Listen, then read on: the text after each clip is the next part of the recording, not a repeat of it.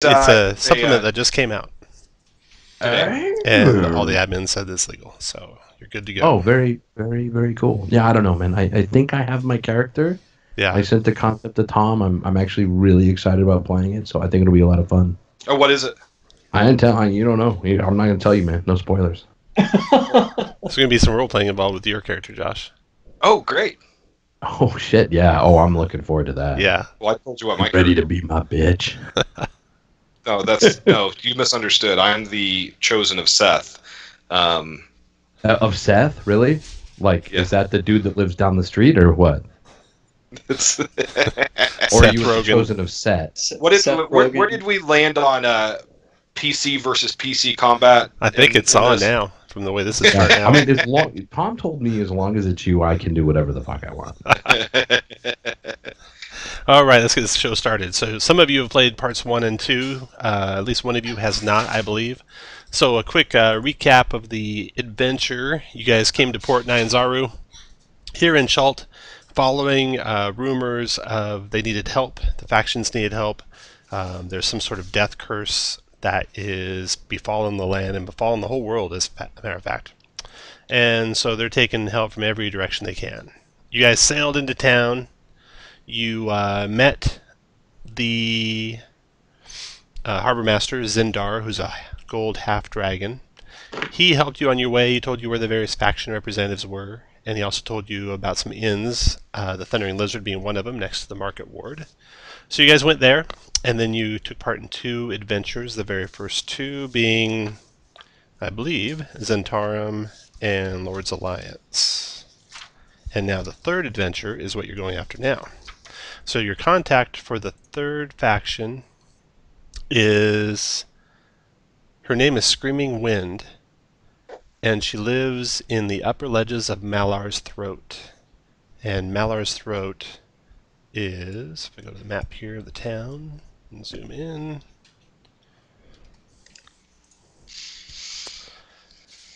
Malar's Throat is there. So it's just out the south gate of the town. North is to the right on that map.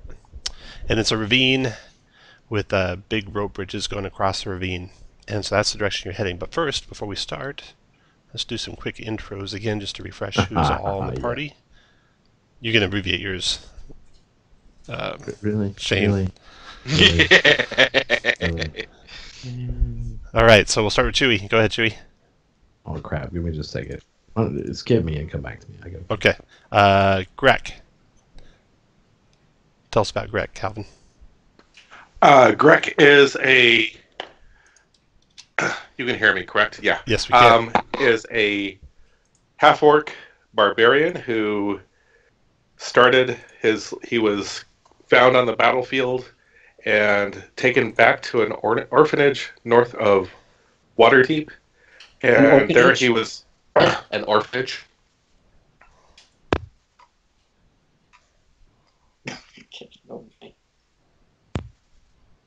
And he grew up in the orphanage, ran away, and began his livelihood as a young man working in the underworld of Waterdeep, and has had a change of heart through some of the things that he's seen.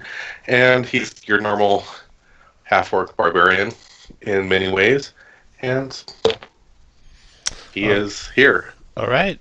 Abtep. Abtep is appears to be a human underneath all of. Ignore that. Appears to be a human underneath heavy black robes with what looks to be clearly some type of face paint obscuring his features. What little bit you can see through the robes. When he speaks, he typically extols the virtues of Hillsfar before the current First Lord ruined the city by getting rid of the greatest law ever, the law that banned all of the non-humans from bringing down the city. But he thinks if we could just get rid of those the snowflake leftist tree huggers, we could probably make Hillsfar great again. And next is Raiden. All right then. There's not really that much around Raiden's backstory because he doesn't really like to talk about his past. He was pretty much raised to do things that usually other people wouldn't, so he is on chill to get things done. That's just how he is. Sometimes he talks, sometimes he doesn't. Next is Olvir. So Elvira appears to be a slightly taller than normal human with blondish hair and some remnants of face tattoos that he's tried to burn off. He's actually an Asamir, former soldier of the Thayan army, and he has a like the bearing of someone who had been a soldier, but he's trying to do the right thing, but he doesn't always know what that is. So that's it. All right, and last but not least, Chewie. All right, it sounds like it may not be appropriate for me to read. It my is backstory. not exactly. So yeah, tailor that a little.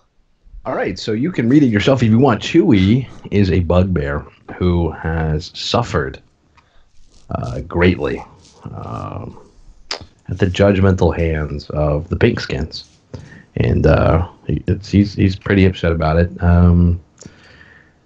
But he's really just too lazy to do anything about it. So he has recently joined the Zentarum, hoping to get a better shake, a better deal. And apart from being a large, lazy bugbear, he smells awful. And he looks exactly like you'd think Chewie would look. Very hairy, reddish-brown bugbear hair. Okay, so now... Oh, and he's got a foul mouth. Yeah, if you read any of that. You guys are... you can set the difficulty, tailor the difficulty of the adventure. You're a strong party. And you got Olvir, who's second level. You got Raiden, who's first. Abtep's third. Grek is first. Chewie is second. So you're just barely a strong party. And you can, right now, 3 of you are sitting on the abstain. If you'd like to vote to not change the difficulty, move up 1 line. If you'd like to make the difficulty greater, move up more than 1 line. You can see the steps to the right of Olvir. I'm on a map. I don't see me at all. Oh, there I am. Sorry, I was scrolled down. Never mind, I found me. Okay. Boop. Once again, my count doesn't matter. Okay, so it's looking like we're going to do +1, which is going to be very strong, and Chewie, and Grek, and Abtep will be the targets. Oh, of course we will. As well it should be. Okay. I think that was a given before we voted. Now, meat grinder mode. Yeah. Raiden, you want to continue to pass on that? Yeah, I'll just pass. I mean, And Grek, would you less like to be? experience means more adventures. Would you like to be meat grinder mode or pass? Okay, so you're passing. So just the 3 that have the red circles are in meat grinder mode. And you guys probably compare notes as far as what you have for first aid and such. I know Raiden's got a potion of healing. Olvir's got a healer's kit. Abtep's got a potion of healing. Grek has got nada. And Chewie has got a healer's kit. I'll pick one up before we leave. If that's Can I possible. purchase some stuff? Yeah, you can. I'm going to purchase... I got to double check my... Wrong guy. Let me get that open. How much gold I have? I think I could buy 2 potions of healing. Yes, I'm going to purchase 2 potions of healing. Okay. Very good. So now you set out to find Screaming Wind. You exit the south gate of Port Nyanzaru and enter Malaur's throat. The pouring rain begins to fall even harder. You continue along the wet, muddy path, pushing through the curtain of heavy raindrops. Malaur's throat is a massive ravine. Along the edges of the ravine are rows of small houses made of old wood and patched stonework. Footbridges of rope and bamboo hang above the ravine. In the center of the ravine is a sturdy blockhouse of heavy stone bearing the banners of Timora, goddess of luck. You hear a cry for help. You can barely make out a figure in one of the bridges in the distance, fighting 2 winged humanoids. The humanoids look very large compared to the figure. The figure looks feline. So you rush out there to Tatum. You start hurling some firebolts and such the way of those flying humanoids, and they quickly beat a retreat. as you run to aid this tabaxi, as it turns out. You get up close and you meet Screaming Wind, the one you were searching for. Screaming Wind's a female tabaxi. She's got yellow fur, black spots. She thanks you. Thank you so much for saving me, she says. And she leads you to her small home at the far end of the ravine. She tells you that the people of Malar's Throat have encountered strange threats coming from the encroaching foliage along the east ridge. The foliage in recent weeks have become overgrown with diseased brush and blighted flora, and has expanded quickly. Several undead have made their way into the region even, she says. On occasion, a group of terrafolk, which you drove off and saved me from, they swoop into the area attempting to abduct some of the locals. So far, they have been successful a couple of times. We've sent out a rescue party into the area yesterday, but none have returned. She's convinced that these occurrences are linked, and may even be connected to the mysterious death curse. And that's why she's asked for the help of the Emerald Enclave, and why you have come to help her. She offers you a 50 gold piece reward if you can investigate the area and find the source of these threats. Yeah, I'm Let's do it. All right. Well, there's no time to waste. Follow me, she says. She escorts you onto the East Ridge. You climb up the edge of Malar's Throat, onto the East Ridge, where the foliage is indeed blighted and overgrown. There's a couple of abandoned shacks overrun by the dark vines and thorny brush, and the area beyond is a sprawling collection of massive trees and foliage beneath a thick canopy. It shuts out what's left of the daylight, so it's dim light under these trees. The rain, however, still seeps through and keeps you constantly wet as you slug through the jungle. She points out the direction that it's coming from and wishes you luck. So, you head off into the trees. Anyone want to cast any spells, like mage armor or anything like that, before you head on in? Well, Tom, I have a question. According to the map, are we on the south side of Malar's Throat or the north side? The map is turned, so north is to the right. So you're actually on the east side, so that'd be to the south side on that map, the bottom of the map. Okay, False I life up. cast False Life. Yep. Good. And my familiar is invisible. Very good. You can put like a little eye icon to note him as invisible. And you can give yourself your own 5 temp points. And go ahead. I was just wondering, what is that structure that seems to be up on a hill on that east side of Malar's Throat? You don't know. She doesn't lead you that direction. It doesn't. She actually leads you basically kind of off the map to the south and east, where the foliages start to overtake the village. So yeah, you can go explore that little building some other time. Tell you the truth, I don't know what's even in there. All right, so I'm going to gather you guys together and move you to another map. I'll ask for a marching order and all that stuff. Actually, let's just do that here, then I can put you in the right order. So assume you guys are traveling from the left side of the screen to the right side of the screen. You can put whoever's in the lead parallel with Chewie, and the rest of you can follow behind. So set up your guys however you want to be marching. You're heading to the right leader about where Chewie's at. My familiar will fly ahead a short ways to scout ahead. How far ahead would you like them to fly? Let's say 30 feet. Okay. So 10, 20, 30. So you'll be out there. And then is that good, everyone? Yeah, I'm happy where I'm at. Oh, yeah. Okay. Copy that there. Move you into the forest, into the jungle.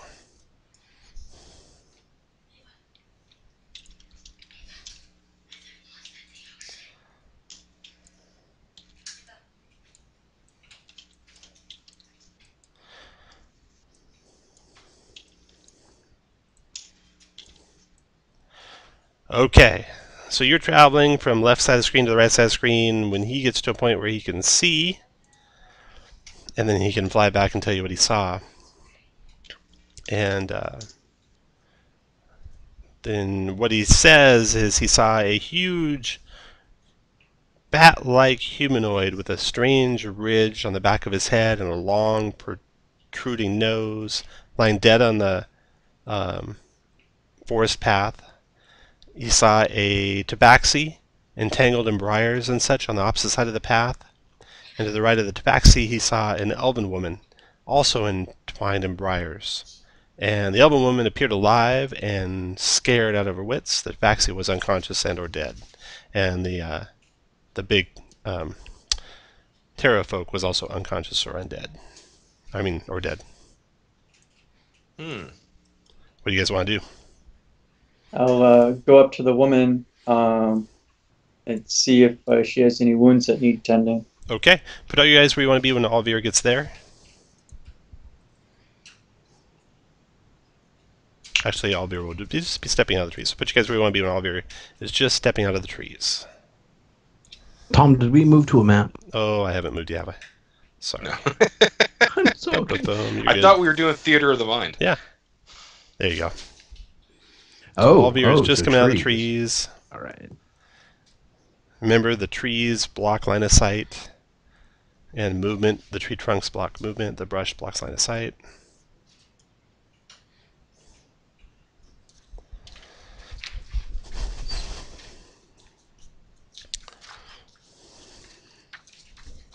All right. Josh? You get to the edge of the... Sorry, we're... oh, shit. Okay, I was middle of the pack. Okay. You come across a makeshift path made from gray, muddy dirt and dead foliage. It cuts through a cluster of trees covered in thorny brambles. You see a large, fin-headed humanoid lying dead on the side of the path. You see two figures tangled in the brambles. On the left is a tabaxi who is motionless. Next to him, an elven woman reaches out toward you and moans, "Help me! The Terra folk are using me as an offering!" And in an instant, she's dragged back into the thick mesh of brambles, and she screams as she's enveloped. And then stepping out from the brambles are plant creatures, living plant creatures. So she disappears out of sight. Oh, move your guy back where he was, Abtep. Back. Oh, we're not on the path. He'll be by you, we'll say, since you didn't get him in place before I told you what was happening.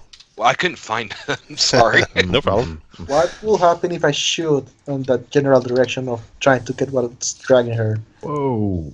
Hold on Well, just a sec. Hold on I just a guess sec. I'll find out. Yeah, let me tell you what you see here.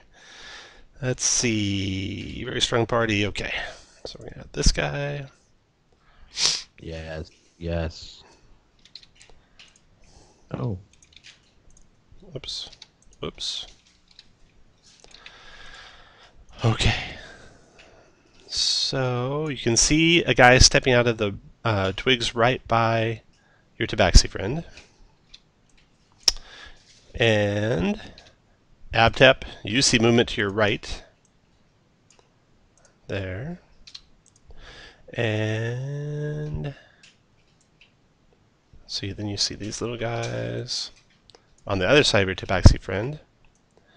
And more movement to your right, Abtep. He's not our friend. Okay, so these things, these plant creatures are moving out, threatening you, getting ready to attack, so everyone can roll initiative. Okay. So Calvin, if it's the first time you're playing, have you played before with me? You I click, did. You click your token. I forget which one. Click I your forget which token, adventure. and then after you click your token, click the IN plus button. Yeah, you got it. Okay, good. Now I gotta deal with these guys.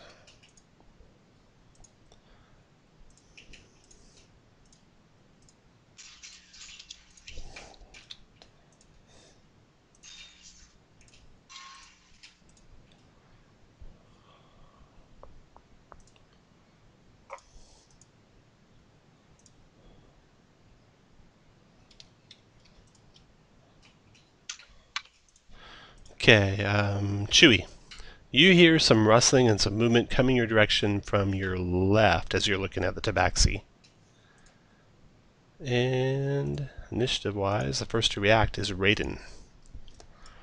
So let me describe this area again so you can see what the rules are for the terrain. There we go. So all the inside the green area is difficult terrain. Also blocks line of sight. What would you like to do, Raiden? Alright, it's blocked line of sight and it will mean that I can't see this, right? Correct. You have to move forward 2 squares. I will move here. What do I get to see? From there, you can see the one to the south of Abtep. You can see the one to the east of that one. You can see also the Twig Blight to the south of the Tabaxi. So you can see 2 Twig Blights and 1 Needle Blight. I think I'm going to shoot this one over here. Okay, fire away.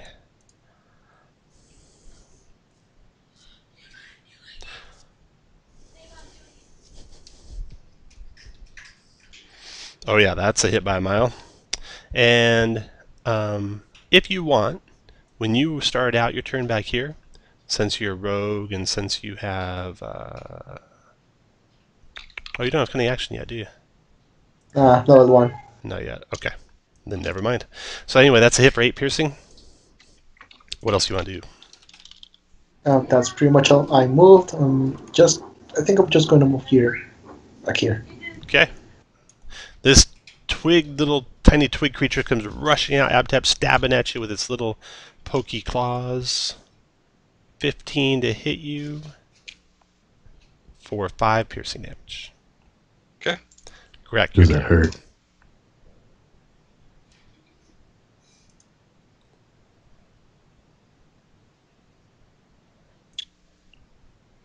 And Greg, your turn, and if you're talking, you mean... I run forward. Yeah, I forgot to hit the move. I run forward to attack. There's a tabaxi on the ground, and right above the tabaxi is a large something. So north of the Tabaxi is a Needle Blight, a Needle-like creature. And further north of him is a Terrafolk that's lying dead on the ground. Okay, I see the Terrafolk, and so I run here and attack to the northeast. Go for it.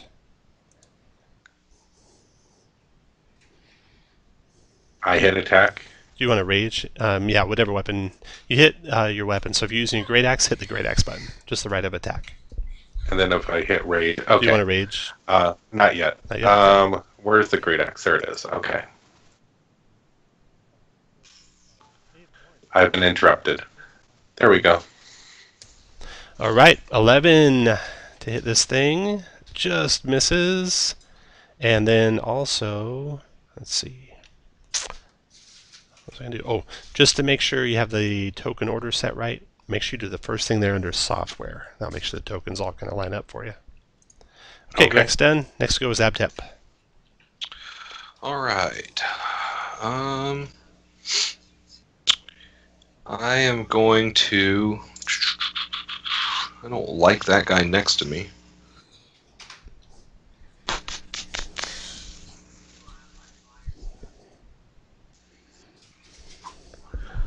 Well, that guy's almost dead.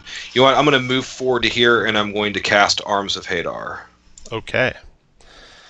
10 necrotic plus no reactions till start its next turn. 13 strength save half and can take reactions. Nice. So that gets both of them. Yeah. It's in a 10-foot radius to get your familiar too. Oh, sorry. I'm going to move to here to do that. Okay. All right. 10 necrotic and no strength save for half. Okay, that kills that one and that one. They both are killed by your warlocky ways. And then, let's see. I'm going to have, my familiar is going to fly over here, help Ulvir against this guy right here, and then fly back. This needle creature to the northeast of Grek claws at Grek. Hitting 22 to hit for 6 piercing, Grek. So you click your guy, then you click on the 14 in the circle and you type -6. And that'll lower your hit points for you. It is done, and then next after it is another one you don't or did not see. Comes sneaking out of the trees, Abtep.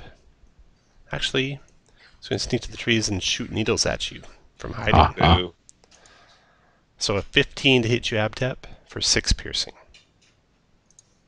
Well, why does it get advantage? Because it was hidden before it shot. Then the other one that Chewie you could hear, so it's not hidden by the time it gets to you, comes to you and attacks normally with its claws. Shit. Missing you, Chewie. Olvir, your turn. So, do I still hear the screams of the woman? You don't. They have gone silent. You fear the worst. I'm really concerned about her, and my first instinct is to go run after her. And I think that's what I'm going to do. If there's any way that I could save her, I'm going to try to. So I'm going to move up 1, 2, and I'll take an attack of opportunity from this guy here, I guess. No, I mean if you keep moving, you would. Yeah, but you do have advantage against him. I mean, if you wanted to try to kill him. Getting first. there. I guess I could take a swipe at him as I run off. Yeah, sure. Okay. So I will.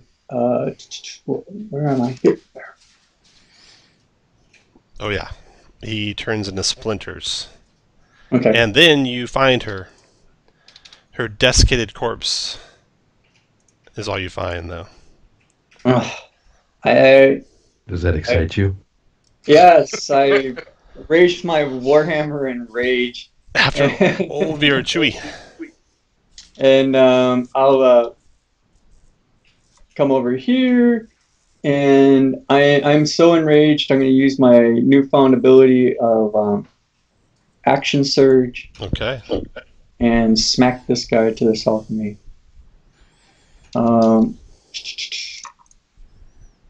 Ineffectually. Oh. You do take down a tree, though, in your rage. Chewie, your turn. All right. My turn. This menace to the northeast. I will use my Kenobo two-handed for a whopping 8. Yeah, you swing wild. That I'm gonna do flurry of blows. 2 unarmed attacks on it. Oh, I forgot. Go for it. Ooh, a crit for 8. Very nice. Still up. And 5 more. Yeah, dropped him. Move where you like, and then Great. Raiden, your turn. Alright, move over here. Now I see some interesting things I imagine over here.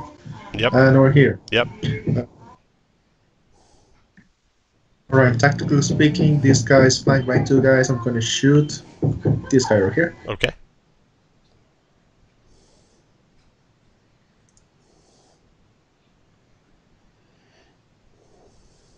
"14 connects. That's exactly what you needed. You can sneak attack since you have an ally adjacent. So you do for a total of 9 damage, badly wounding that creature. Then you can take the rest of your movement where you want, and then Greg, your turn.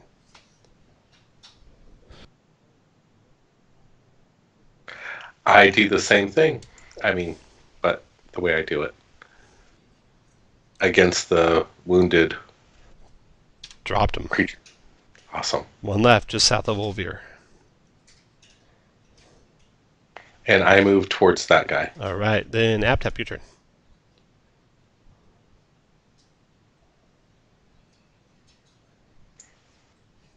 That's you, Josh, if you're muted. I am muted, sorry. Eldritch Blast, the guy right in front of me. Okay. That's a 20 for 6. I did not hex. Right. Okay. And then my familiar is going to fly down here, give Olvir advantage, and then fly back up here. Okay. That Needle Blight tries to return the favor to Greg.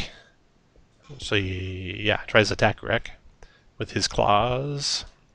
16 hits Greg for 7 piercing. Greg is on his last. He's barely standing up. Olvir, you have advantage in your first swing. Thanks to that distracting imp.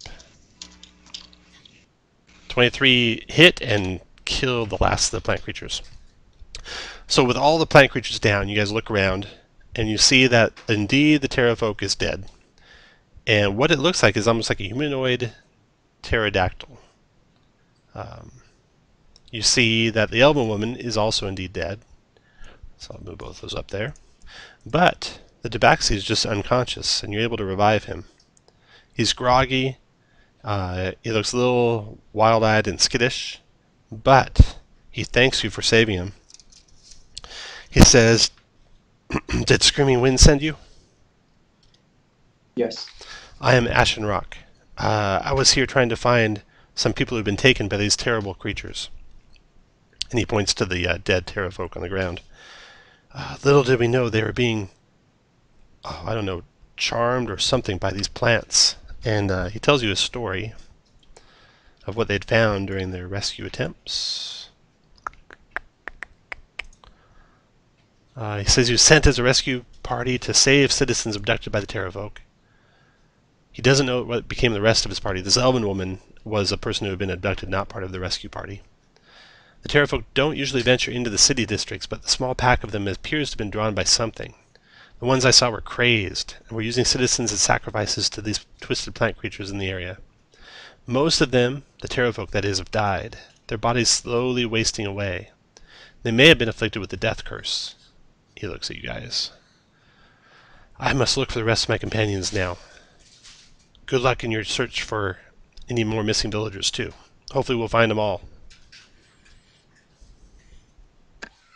And before he leaves, he digs into his pocket and rewards you guys. You find no treasure on the needle blights, but Ashen Rock gives you a potion of poison resistance. So that, for 1 hour, would give you resist poison. And who would like to carry that temporarily? Oh, Chewie will take it. We'll split it up permanently at the end if Chewie hasn't already drunk it. Chewie likes to drink. All right. So you guys get back together. You can do any healing you want to do before you press on. You can take a short rest if you want. Mm-hmm. What would you guys like to do? If we don't have... Do we have anyone who can heal? Like, do we have a cleric? I don't think we do we? I can heal 2 hit points. Yeah, I think it would be better to save that. Greg's pretty down. I think a short rest would be a good idea. Okay. Okay. If you move up if you want to take a short rest, stay where you're at if you abstain, move down if you disagree.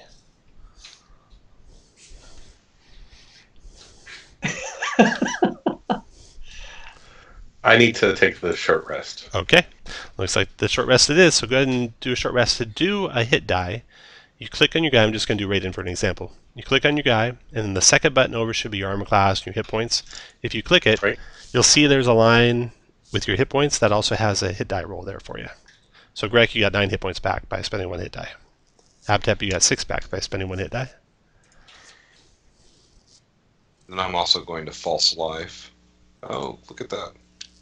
Awesome. Rolled up. Okay. You get your key back, Chewie. And you guys press on. So you follow this muddy trail that looks like it's rather new in the jungle. And it eventually leads you to... Oh, you're going to go back to the same marching order? Yes. Okay. Sure. So... your familiar is going to report back. First, I'm going to need to make a stealth check. Okay. Are we back up at the top? Not yet. Okay. You should see your guy. Okay, go and make a stealth check yeah. there. Do. 16. Plus his advantage. Does he get advantage? Yeah. Okay, Yeah. 17. So 17. Okay, so he's not spotted, and he can report back what he saw. What he saw, I'll just give the description, and we'll ignore anything that is a reaction in the description.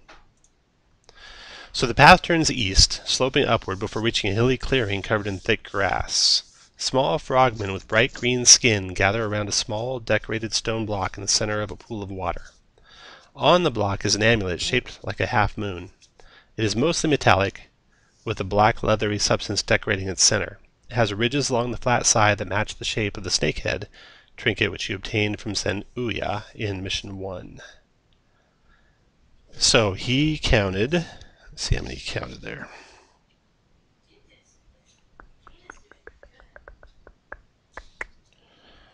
Oops, I forgot a couple things. Okay, before that happened. While you're making your way through the brush to that spot, You are accosted by a swarm of diseased insects. Each of you needs to make a DC 13 Dex saving throw.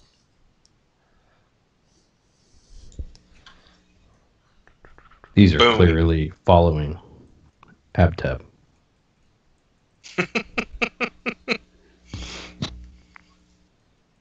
Is the D12 button the same as the Dex save?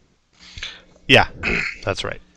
I would say that I'm going to use my inspiration.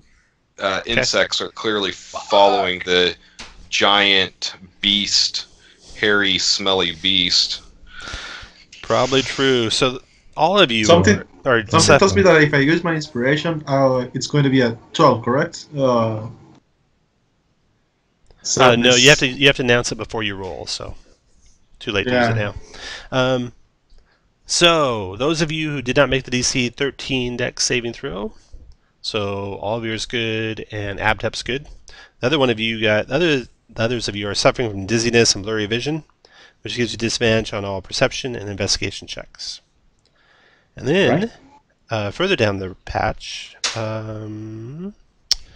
Chewy, you spot something in the path. Actually, you're not even in the front. Alvir, you got 12. I might have disadvantage. So. Greg, you're 13. All right, so you guys don't spot this. We keep looking. So, Olvir, you're walking along, and Greg, you're walking along. Both of you need to make a DC 14 con save. Oh no, con save? Olvir's good, Greg is not. So Olvir, your armor protects you as you walk right through this stuff. But Greg, you are pricked by some odd-looking brown brush, which seems to move on its own, which you didn't spot until after it's pricked you. But now that you look down, it's all around you. And you suffer... Oh, Olvir, you don't want to walk in that stuff, man. 6 points of poison damage. Oh. And you're poisoned for a little bit. You didn't have a potion of protection from poison. So you guys wait. Chewy helps you get around this stuff. You wait until Greg is feeling better before you press on. And then there's one last thing.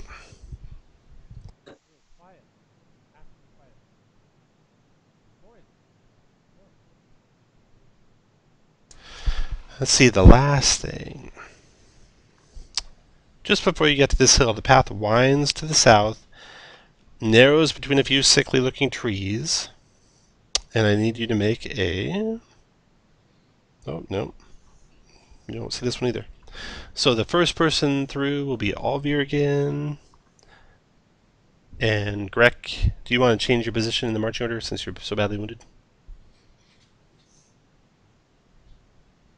Actually, he'd begin to fall back a little bit, probably not horribly. He's going to fake it as much as he can. Okay. So, yeah, it's not... Well, luckily you're back far enough that when the vines that were hidden amongst the base of this tree lash out at Alvir, you are out of the area. Alvir, you have to make a DC 12 Dex saving throw. Oh my god, again. This is the most number of saving throws he's ever made in his life so far. Awesome.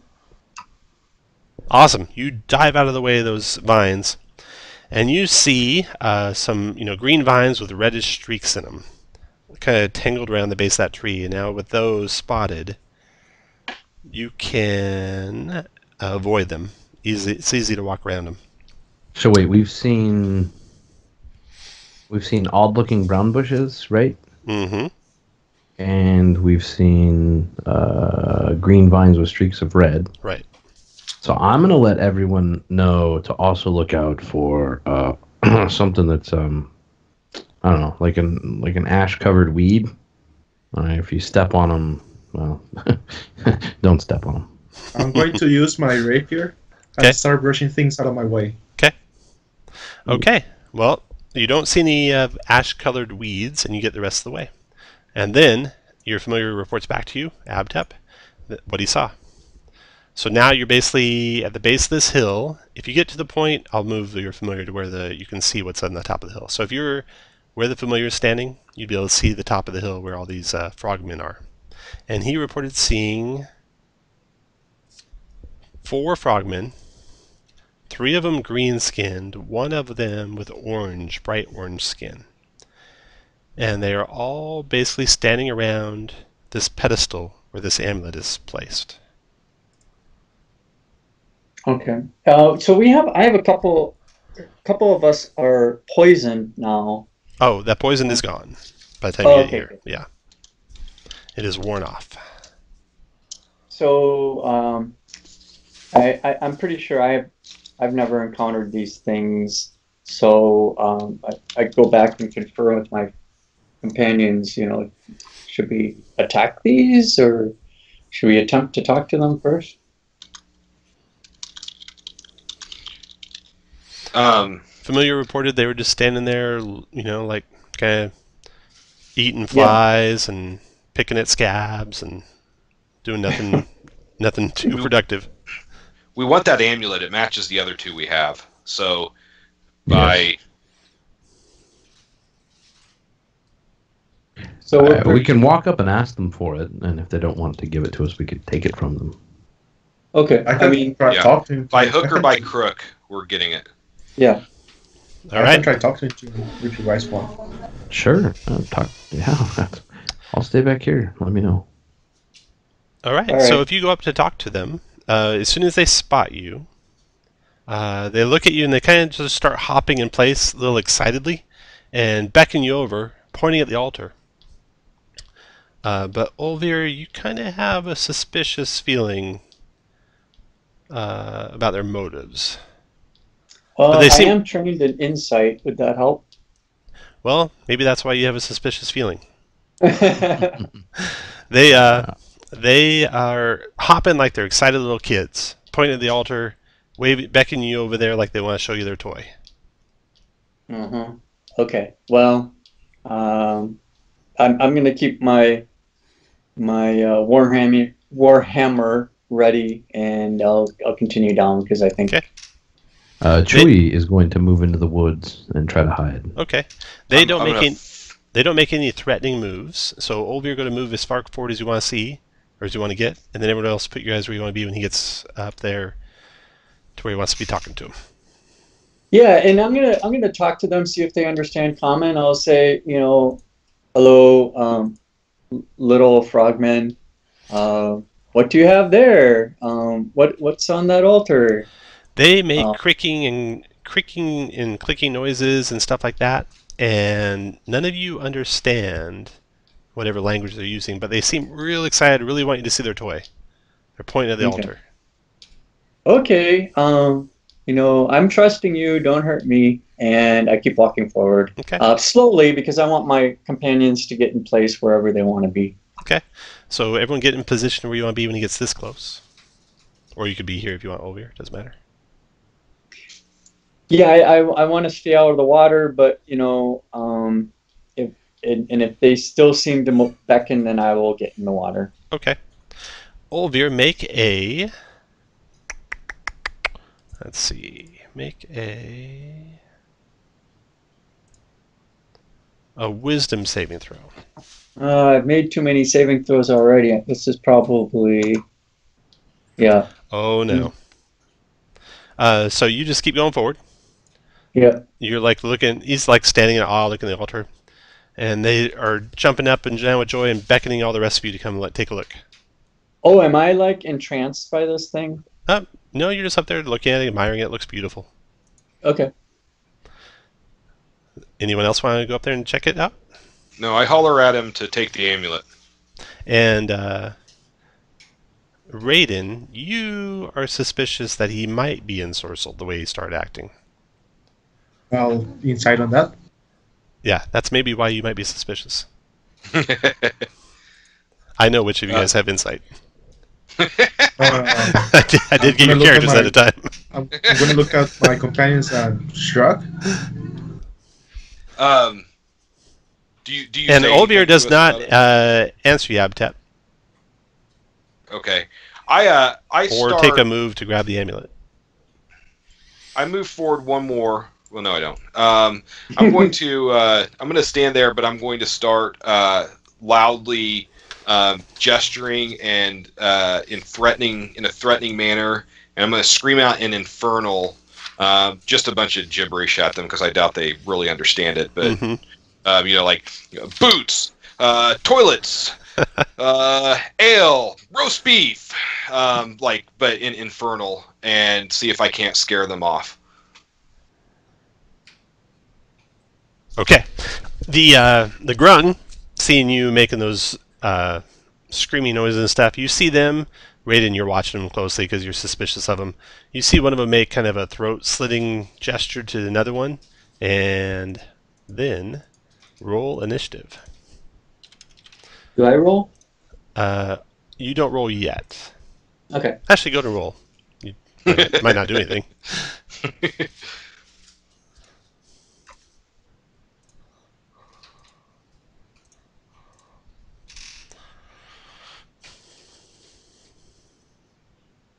Everyone else go ahead and roll initiative. Need Chewy's initiative. There we go. Got everyone. And we got all our grungs. Descending order. Okay, Abtep. So you see them move to attack, you think, Olvir. What do you want to do? Okay. I'm going to move to here. I'm going to cast Hex on this guy. Okay. I'm going to make him vulnerable to, let's say, strength saves. Okay. Strength checks. Yeah, or checks, rather, sorry. And let me get my and then I'm going to Eldritch Blast him. Or attempt to, anyways. That 16 hit. for 9. That hit hurt him pretty bad, it looks like. And that's it. Okay. And I'll put my concentration symbol up. Okay, so this first grung here takes his dagger, tries to slit Olvir's throat. Olvir, you're not incapacitated or nothing like that, so he has no special advantage to attack you. And he misses you, glances aside on your armor. Then this other one hops up over to here and tries to do the same, also glancing off your armor. By that time, you are out of your ensorcelled state, as these things are trying to stab you to death with their little daggers, and you can take your action, Olvir. Oh, Tom, is it too late to give advantage using my familiar? Yeah. Okay. Well, then I'll just have him fly over to here. Good fucking job. Go ahead, Olvir. And I say something to the effect, I knew you guys were trying to trick me, and I take my Warhammer out and try to hit the wounded one. Okay. Here we go. Oh yeah, that connects and drops him to the ground. Or into And the you're water. next. Oh, I'm going to move. Yeah, I'll take the opportunity attack. I'm going to move here and threaten this guy. Okay. He looks wide-eyed at you, scared of you, it looks like. And he will hop away. And in one giant hop, 1, 2, 3, 4, 5, he hops all the way into the tree line. And over you get attack of opportunity with your Warhammer on him as he hops away. Oh, okay. Oh, he dodges it. And then he casts, let's see, a huge spell. He casts plant growth. All normal plants become super thick and overgrown. 1 square of movement is going to cost you 4 squares of movement. So 1 square of movement is 20 feet to move. And he's going to do that. Let's see here. Just grab one of these grunges. There. So this is not really a grunge, I'm just using him to do an aura. 100-foot radius.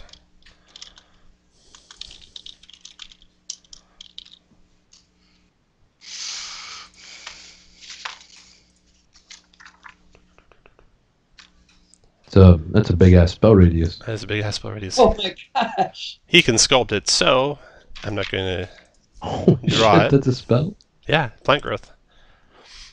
Wow. So he's just going to basically make the plants grow like crazy everywhere to the west of the pool. So draw this here. So this green line I'm drawing, everything west of that green line is ×4 to move. Plants become thick and overgrown. Yeah. Okay.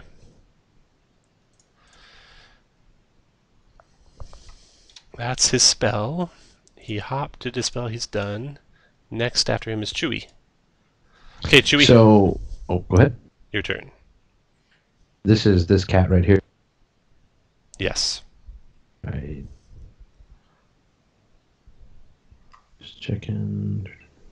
So I can use a key to dash already, right? Yes. And my jump distance doubles when I do so. So if I jump over difficult terrain, is it still difficult terrain? It is, yeah. The plants are as tall as you. All right, fair enough. So it's let me see that before 8, 12, 16, 20, 24, 28. Remember, to here is only 9 squares of movement and gets you out of the overgrowth. The overgrowth is just to the west of the squiggly green line. Oh, shit. Okay. Thank you, sir.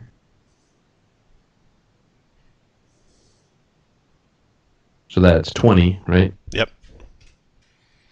And that's 40. Yep.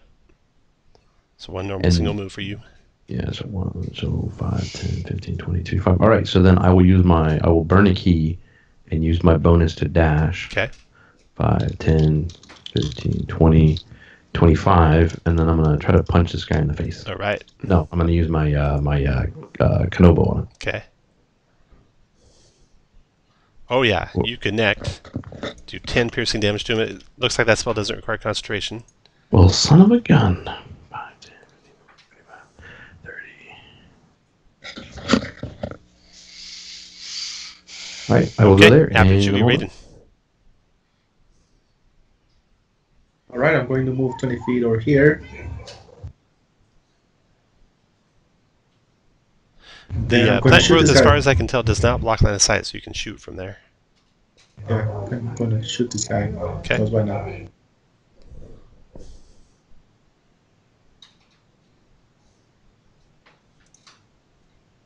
Oh, shit. Never mind. Then you can finish your movement if you have any, and then Greg, your turn.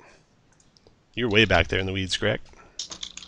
I move forward there, so the 20 feet. Be 40 And feet I movement throw- to there. Okay, so I just can do that. And I can only see the guys sort of in the water, right? You can actually see everyone from there. Okay, then I'm going to throw a javelin at the guy closest to me. Okay. You connect. Hurt him. After your turn. That round ends. Abtep. You're way back there. What do you want to do, Abtep?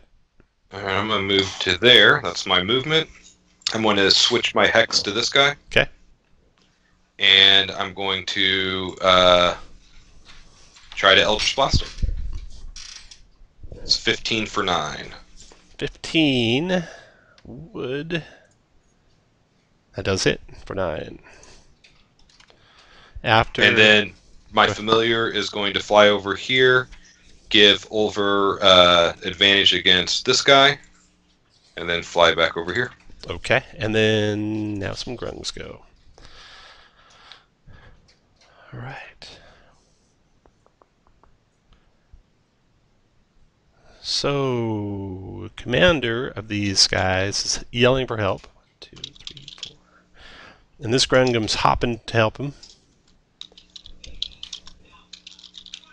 And I And already used my reaction, so tries to stab Chewy. That's not nice. Ooh, critting I guess Chewy I'll let that hit. for 9 piercing and a 12 con save or take 6 more poison. Nope, just the 9 piercing. Okay, he's done. The next grung over here.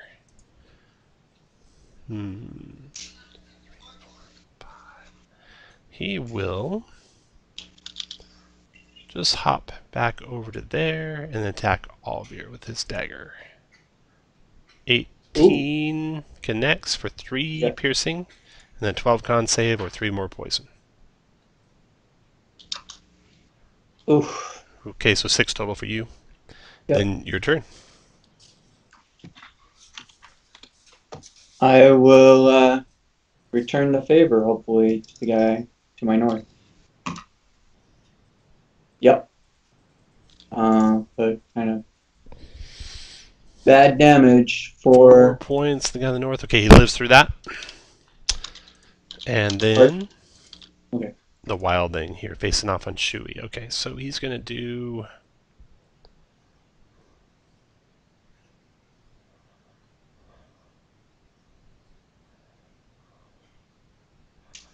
He's going to do... Second level. He's going to do Cure Wounds on himself at 3rd level. So 70, 18, 19 hit points back. Wow. 19. Okay. Then he's going to move out of sight. 1, 2. Except for you, Chewy. 3, 4 to there. And he's done. Your turn, Chewy. Oh my. All right. First to attack him two-handed with the Kanobu. Ooh, that's not gonna hit. I don't think. I'll use my last key to flurry him. Okay, do one of these at a time. 21 connects. 21 for 7. Hell yeah. For 7, something happens. Ouch. So you touch his poisonous skin. For 1 minute, you will be poisoned unless you make a 12 con save. Oh, so you're poisoned, so you have disadvantage on this next attack. Disadvantage. Here we go. So that missed, and then at the end of your turn, you get to make another poison save. All right, a poison save. Okay, so you can remove that. The poison ball I put on you. All right, after Chewy, Raiden. I'm going to move 20 feet over here. It's so sad that I'm going to attack this guy. Okay, fire away. And you can do sneak attack too. If you hit, that's a hit. 4, 9. Okay, then after Raiden, Greg. I step forward.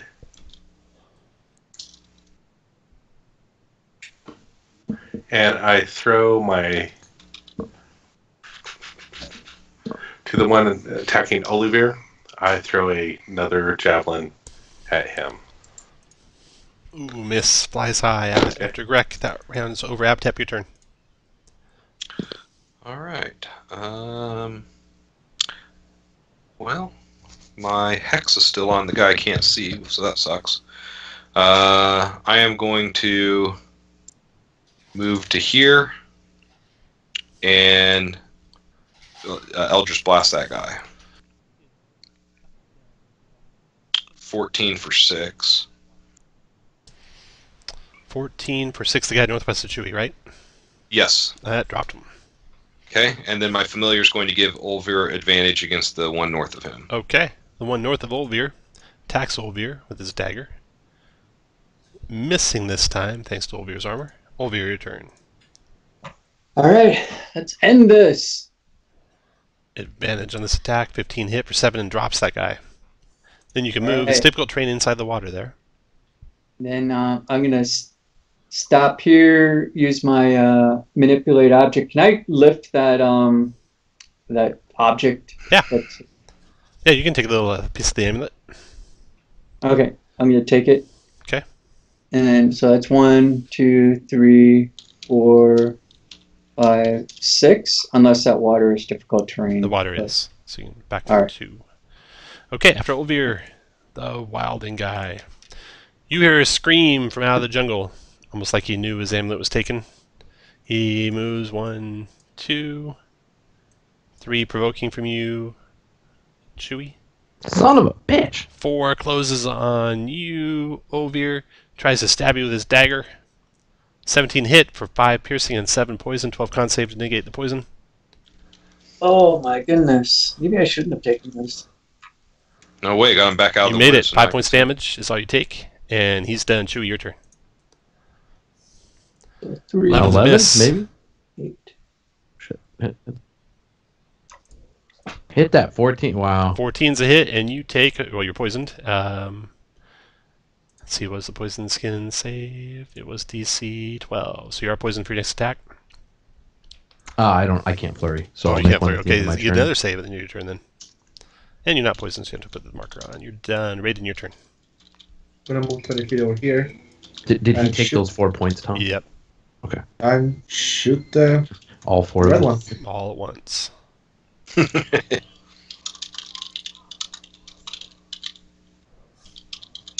Oh yeah, that hit. For 6 plus 4, 10 points damage. Raiden's done. Greg, your turn.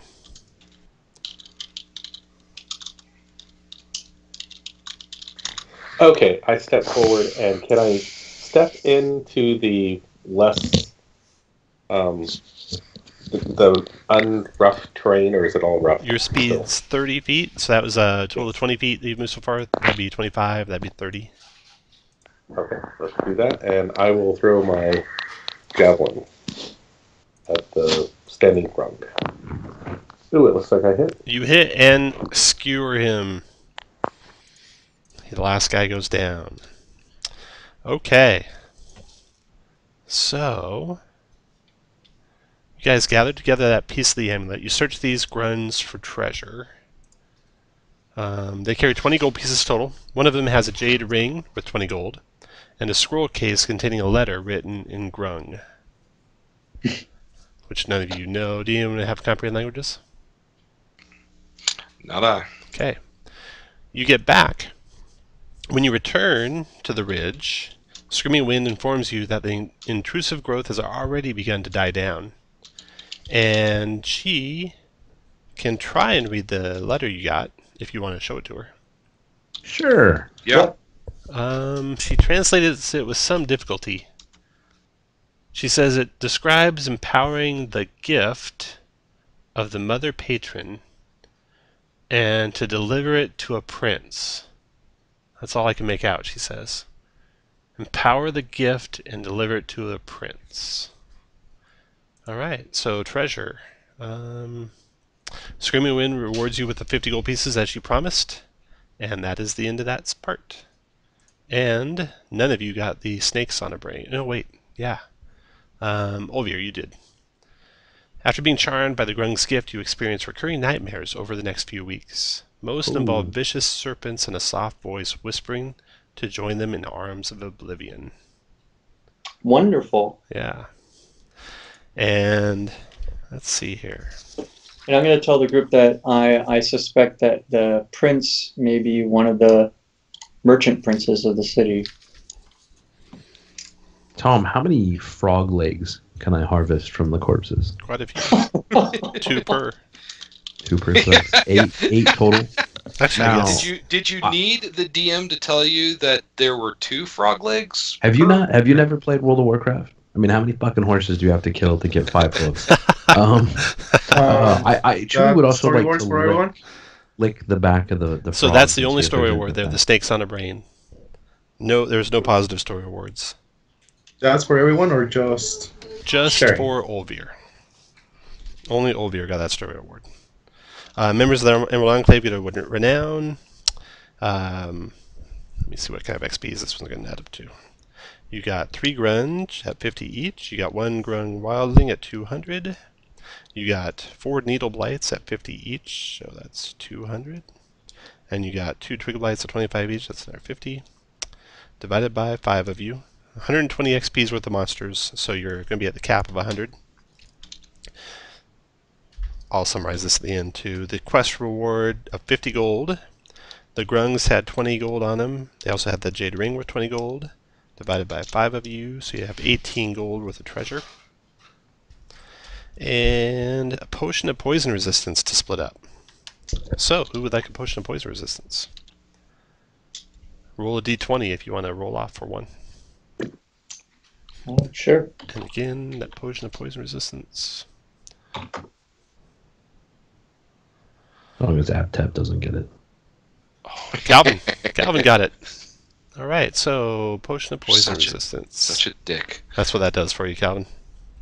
So you said this was a cap of 100 experience on this adventure. So when I did meat grinder mode, is my You get 110. so I get 110. I don't Yep. get 132. No, yeah, it's 10% on the cap. Okay. Okay. Let's see what else we got. That is it for that one. So, you already spent your short rest in that one. You can spend the short rest of the next one right now, or you can wait till during part of it, if you like. Oh, we should probably rest. Yeah. And before I rest, I'm going to use my my second wind. Okay. So there's that. So I have 5. And Greg is out of hit dice if anyone wants to give him a healing potion. Yeah, I'll give him a healing potion. Okay, you can roll it. Yep. Let me, You should taste that healing potion first. Make sure it's not poisoned. You know how he feels about non-humans. It's probably a trick. Oh, is he non-human? That is correct. Oh, okay. I'm going to need him to acknowledge that humans are the superior race. Oh, So, Greg, you get 5 hit points back. Evidently, he let you drink it since he rolled it. Thank you. I told him that by drinking it, he's acknowledging that humans are the superior race. So it's up to him if he wants to add those hit. All right. Next mission will be on another map, so I'm going to grab you guys and move you. Maybe I'll remember to move you on the map this time.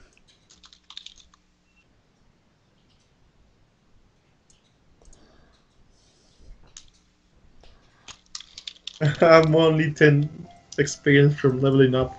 Heal me, please.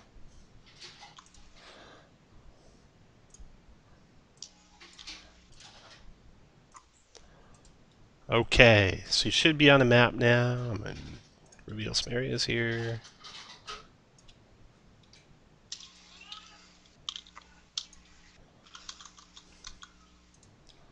Here we go. I've got to go do something real quick. I'll be right back. Okay, let's take a quick break. Let's come back in 10 minutes, so it'll be 18 after the hour.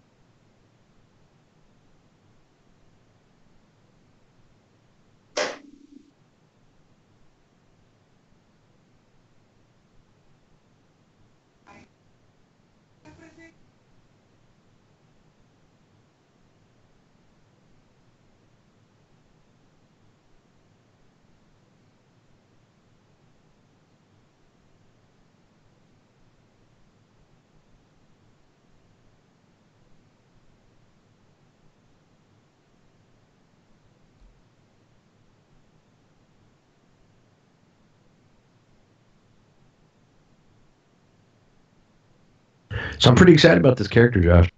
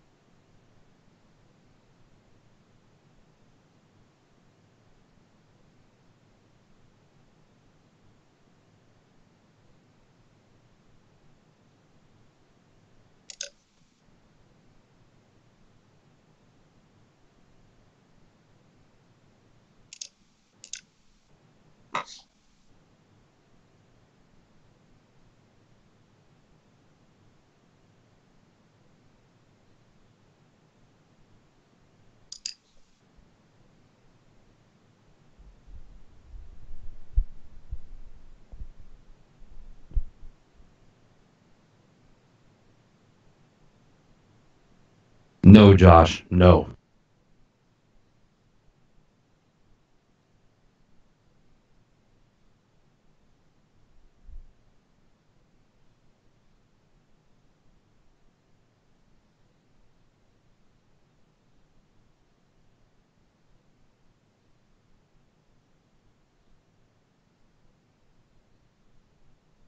Volume off, please.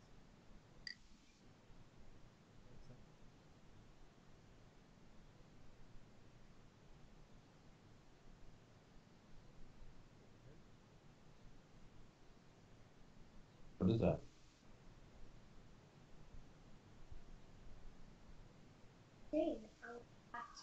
Oh, yeah.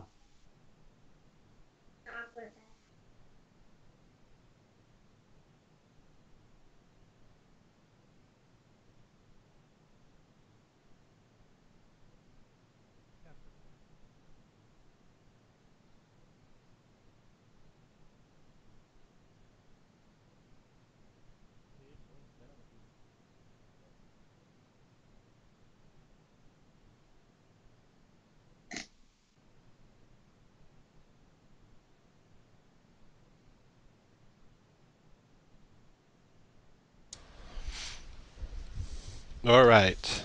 It's almost 9:18. So mission number 4. This is... What is mission number 4? Order of the Gauntlet. Okay.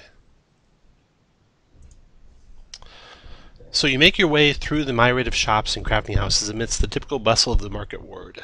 Alistair Bowl resides in one of the fancy villas located near the wall of the raised area that supports the House of Gold. One of his many servants escorts you through the main hall to a large, curved, covered balcony. Alistair Bowl, the primary contact for the Order of the Gauntlet, is here, his servants fanning away the brutal, sweltering heat. He is pleased to see you. He is a heavy-set, balding human in his late 30s. His skin is well tanned and his fine garments are damp with profuse sweating. He tells you strange occurrences in Old City have caught the attention of the Order of the Gauntlet. Old City is to the southwest, out the southwest gate of Nine-Zaru.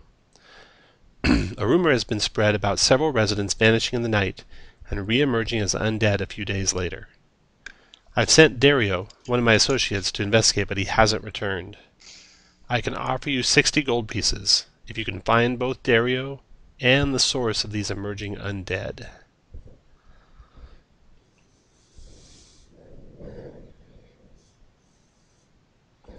Assuming you accept. Yeah. Gather together your gear. You can purchase some supplies if you like. Don't forget, you guys can actually have spells cast for you too at one of the temples if you want to have a Cure Wounds spell cast. I heard that they had bug repellent available in this city. Let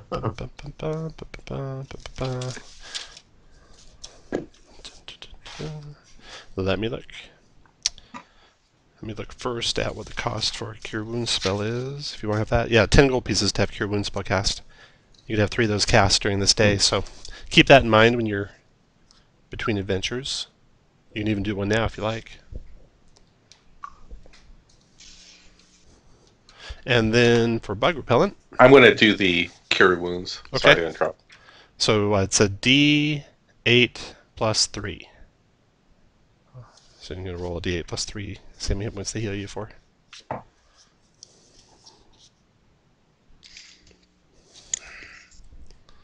So 7. Not bad. Insect repellent. Can be purchased in Port Nine-Zaru in 2 forms: blocks of incense or a greasy salve. The merchant Prince Kawati controls the sale of both. Neither kind of repellent protects against giant insects or the vile swarms of insects described in Appendix A of the Monster Manual. Block of incense sells for 1 silver. A gourd or vial of salve, which sells for 1 gold, contains 20 applications. 1 application protects the sweat against normal insects for 24 hours. It's waterproof, so it doesn't wash off in the rain. So 1 gold piece for 20 charges. I should get one of those. So yeah, you can all purchase however many you like of that. And you go into Old Town to try and find out where these undead are coming from and where these people are disappearing to. Just by asking around a little bit, you can find out some more info. So, new tales in Old City. In the southwestern section of the city, a central path between 2 massive ziggurats of crumbling, weathered stone marks the entrance to Old City. You learn the following after some brief chats with the locals. There have been several disappearances, which started about a couple of 10 days ago. There's no apparent connection between those that have vanished. A few days ago, one of the local tavern goers just got up and left mumbling something about death calling out to him. Since then, those who vanished are said to have received the call of the dead. A clergyman named Dario was in the area a couple days ago investigating. He too vanished. He was last seen near a set of huts behind the ziggurat facing Executioner's Run. Well, I think that's where we need to go then. Yeah, so you guys head out that direction. I mean, just kind of ping you on the map so you can see where you're heading. What was the name of the kid again? For 1 gold piece? Insect repellent. Oh, Insect repellent salve. 20 20 charges. uses. Yeah, 20 charges for 1 gold.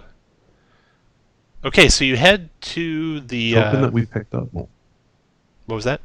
The token that oh my god, the amulet that we picked up last mission, was that a complete one or was it just another piece of the one? Another piece of one. Okay. Yeah. Okay, so you come to this ziggurat where people have reported last seeing Dario. And you see a couple huts there. Let me move you on the map. So where I got your tokens, you see a couple huts. The information gathered leads you to the western side of the southernmost ziggurat. In a nearby clearing, you find a large bamboo hut and a smaller, similarly built hut. The three little lines here I have over in this corner is like the corner of the ziggurat. Okay. You see no one around. The two huts look empty or abandoned, probably. The doors are shut, however. Do you want to see if your familiar can squeeze in there into one of them? Does it look like there's any windows around the huts or open spaces besides the doors? He could crawl in. He might make some noise and announce his arrival. You just have to make a stealth check if he wants to try. How many? How long does it last? One charge? I think 1 hour. Oh, No, 24 hours. It lasts 24 hours. Oh, you should charge then? Yeah, I'll do that too. Okay. Would you like to risk it, AppTap? No, I'm gonna have him listen at the door first. Okay. Put everyone where you want to be when he's going up to listen at the door. Oh my. And make a stealth check for me, AppTap. For him. Alright. 21. Nice and quiet. He listens to the door. Here's low moaning sounds. Multiple creatures in there. Just kind of like a growl slash some shuffling feet on the ground. Maybe some sort of undead creatures in there. This is going to be like the barn from Walking Dead. Do you want me to open the door? I'm not going to.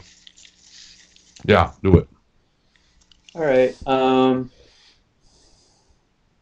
I'd like to do. I'd like to see if I can do this. I have a whip.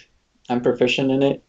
Can I use the whip to like grab the handle and turn the handle and fling it open? You bet. That door turns out to be pretty rotted, so when you wrap around that handle and pull with your whip, it just rips it right off its hinges.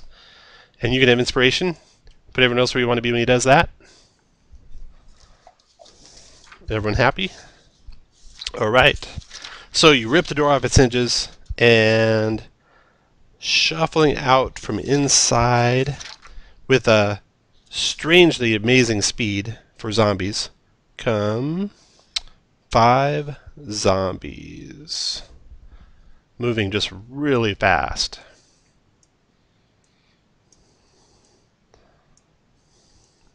Everyone roll initiative, please.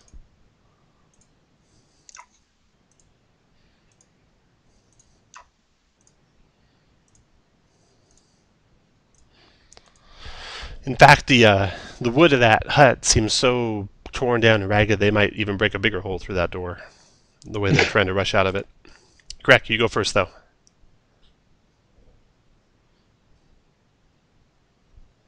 Alright, Greg rages.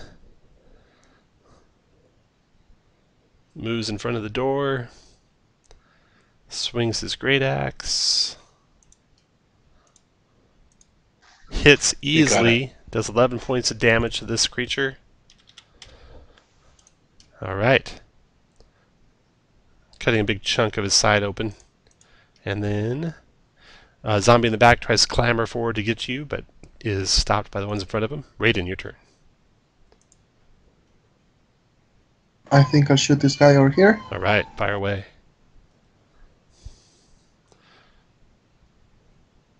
Yes. We did, yes, Saptep. That connects with him, and you can do sneak attack too. For a total of 7 points damage to that zombie. So he's got an arrow poking out of his head now. Olvir, your turn. Okay, I drop my whip and draw my warhammer, and I'll step up to here and attack the damaged one. bring the Warhammer down on him, and it actually cut a big hole in the side of the building with it, and missing him. Next zombie is in the back there, trying to clamber to get forward. He's done. Okay, one to the southwest of Grek. Tries to claw and slam at Grek. Hitting him for 7, bludgeoning Grek. Tap, your turn. Oh, and I'm just going to take that 10 gold pieces for the cure wounds out of party treasure if everyone agrees. That's fine. Yeah, I'm good with that. Okay. Move to here. I'm going to cast Hex on this guy. And I'm also going to Eldritch Blast him. Okay. 13 for 11. You, for 11, might drop him. He does take full Necro, so you make a DC 16 con save. Yep, down he goes. 17 con save. And then my familiar is going to fly in here and give Chewie advantage against this guy. Okay, and Chewie, your turn. All right. 1, 2, 3. I will hit the guy I have advantage on. No. Nice. Oh, hit. yes, I will. 21. advantage. Thank you so much. Outap. So 10 points of damage. Does he go down? Nope. He does not. All right. I'll attempt to strike him again. Hit for 4 more. Okay, move where you like, and this next zombie goes. The one you guys were just attacking attacks Grek with a slam. 13 is a hit. Oh, Greg, you were raging, so did you have the damage you took from the first one? No, I didn't. Okay, so you get to have that. I forget how much damage it did to you. This one did 7, which does 3. I think you took you think you took 7. You should have only taken 3, and this time you're going to take 3, so you should add 1 hit point back to your total. So you should be at 8 hit points right now. There you go. All right, after that second zombie attacks, and now there is effectively a hole. I'm going to draw a little jagged line through it between Olivir and that zombie there, where Olivir crushed into the wall with his warhammer. Greg, your turn. I'm going to attack the one that's in front of Olivir. Okay.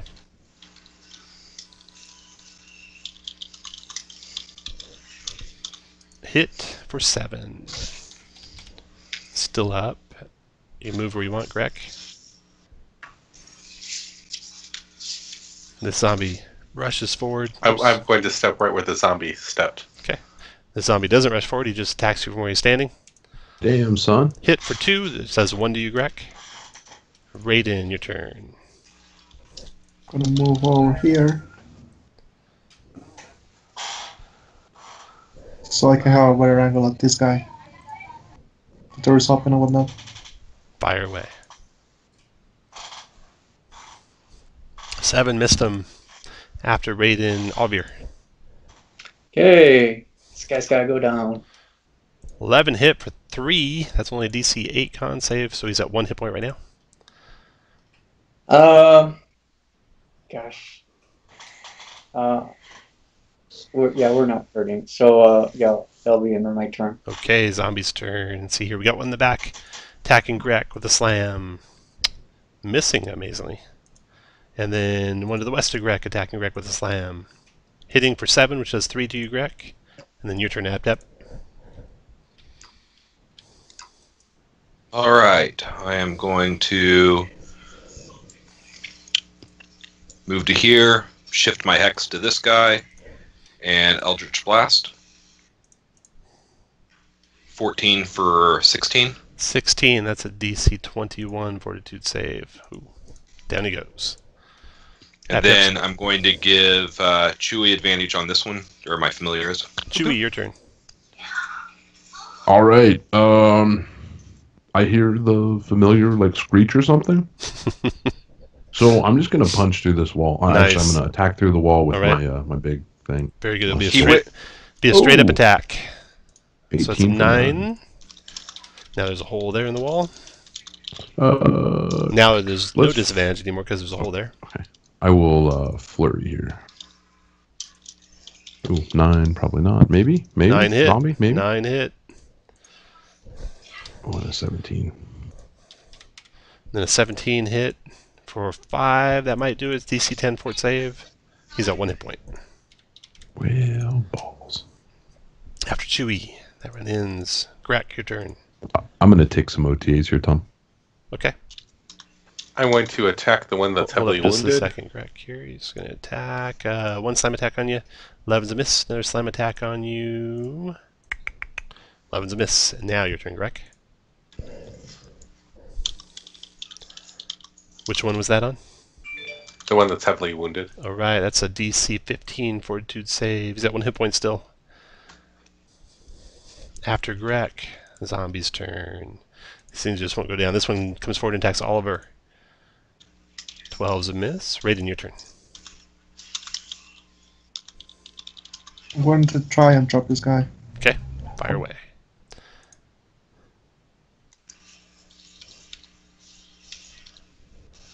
Nine is actually a miss. Because of cover. Rep. After Raiden, Alvir. Okay, let's do this. Crap. 7's a miss. I am. Oh goodness. Should I action surge? I'll action surge. Okay. That's a hit. 12 points Yep. damage to this thing. And that's the end of my turn. After Oliver, zombie's turn. The zombie southwest to Grek attacks Grek with a slam. Missing. And then the zombie west to Grek attacks Grek with a slam. Hitting for 5, which does 2 to you, Grek. So you're down to 2 hit points left. Abtep, your turn. All right. Did you get that Move damage, to Grek? here. 2 points damage? There you go. Abtep, go ahead. 1, 2, 3. Move to here. Put my hex on that guy. Okay. Eldritch Blast. 18 for 13. 13, DC 18 on the save. Made it. 1 hit point left. Damn it. Jeez. All right. Now, my familiar. Oh, there's a hole right there. He's going to fly to right here. Mhm. And he is going to sting bite the zombie with 1 hit point. Nice. 17 for probably only 4. Yeah, he is immune to poison, so that's a DC 9 fortitude save. Oh, dropped him. Yeah. All right. After Abtep, Chewie. Already. On the injured one. Hit for 5, still up. Hit for 6, might be down. Is down. Grek.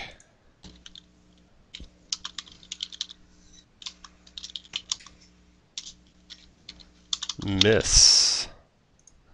You can move where you want. Grek, Raiden. Yeah, through this hole, this guy. Okay.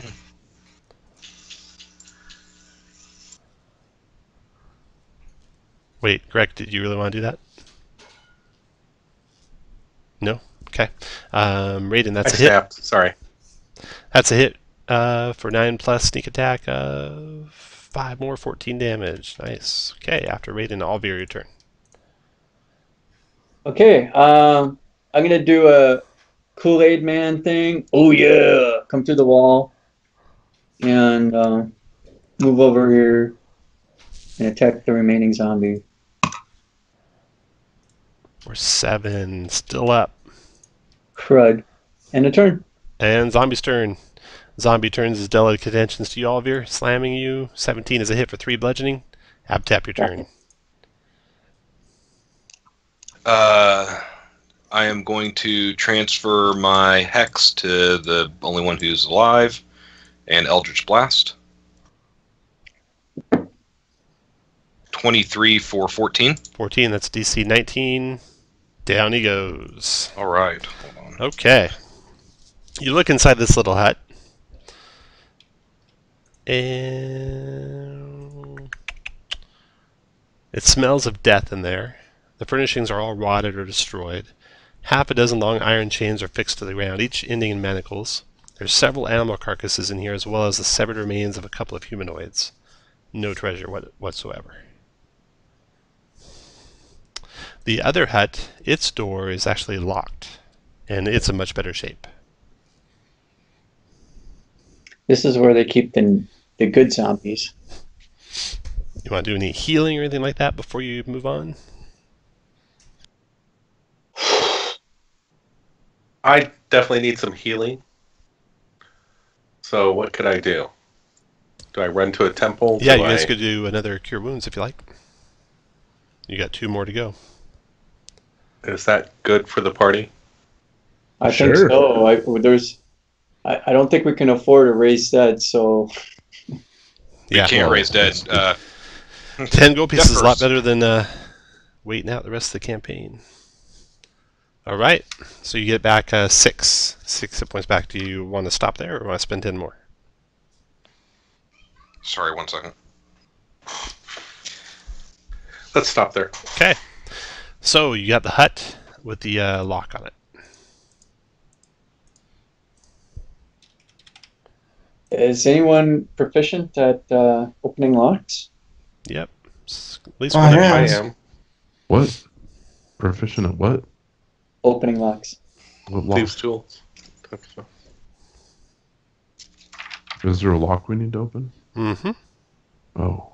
Well, I am proficient at opening. I mean, I know how to use these tools. So Raiden I don't just have walks any. on over there and is doing it. And Raiden, before you do it, you spy a little poison needle inside that lock, which you need to disarm first. Alright, then I'll first disarm the poison needle. Okay, go ahead and make the check. And now another check for the door itself, I suppose. It'll be thieves' tools. So dex. Yes. There you go. You're disabling it, and you get it open, no problem.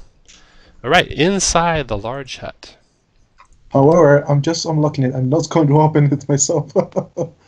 Inside the large hut there's a small table, a few chairs, a small desk, a bed, and a bookshelf with old faded books detailing regions of the Sword Coast. The air is stale, interior is dark, burned out candles are on the table. On the desk is a small book bearing the symbol of Azuth, god of arcane knowledge. Next to it is a collection of handwritten pages with numerous sigils and inscriptions. The last page is a writing in common that's barely legible. It reads, "Another night with dreams of the serpents. I know I should deliver the relic as promised, but it calls to me. In Azuth's name, it calls to me through my dreams, and has led me to my lair beneath the walls of the ziggurat. But what if I am wrong? Would the gods wish me to walk such a path? Perhaps this is the true path to eternal knowledge. Perhaps my teacher was wrong all this time. I must see this through and finish my work. Should I not return, then I have joined with those I have brought with me into the dark unknown." And it's signed Viplo. On the back of the parchment is a drawing of 3 circles in a triangular pattern. An arrow points to the bottom left circle. Written beneath it are the words "Begin here." Besides that letter, the desk is locked, which you're able to eventually pick. And inside the desk is an ivory scroll case with 10 gold pieces, which contains 2 scrolls. Would anyone like to try and read them? I'm probably not able to. Yeah, I'll try to read one. Okay. Yeah. I don't think this is on the Warlock list. Oh, okay. But it might be, and I'm not going to bother looking it up. One's a scroll of protection from evil and good. The other one I'm sure is not on the Warlock list. So you pocket those 2 scrolls, take them with you. Now, what do you want to do? The Viplo's journal mentioned calls It's not. to dreams beneath the walls of the ziggurat. So I think we need to look for an entrance to the ziggurat. Okay. So you go outside, anything particular you're looking for? Like a tunnel, like that goes down. Okay. So you do a reconnoiter around the ziggurat, and you don't see any entrances to it. I concentrate on the southwestern corner of the ziggurat. Does it look like there's anything down there? What are you looking for in particular? maybe some bricks or something that move, or a pattern on the wall that matches the 3 circles? Yeah, you find that. After searching, it's very faint, but you find a pattern with 3 circles in a triangular pattern. So I push the one that said begin here. Okay, you push that and you can hear kind of a clunk, like something's letting loose. The other 2 look like I they could also shout, be pushed. "Ah!" Nothing happens. The other 2 circles look like you could also push them. Okay. I wait for anyone else's attention, and when someone possibly looks my direction, I motion for them to come over here, and I gesticulate at what I've found, and it's the button's been depressed, right? Yep. There's 2 that aren't pressed. I'll press one of the other ones. All right. You hear some more movement, and a crack opens up in the wall. And there's one left unpressed. Try to force it if I can. It's got a pretty heavy counterbalance, it feels like. So you got 2 circles pressed, 1 unpressed.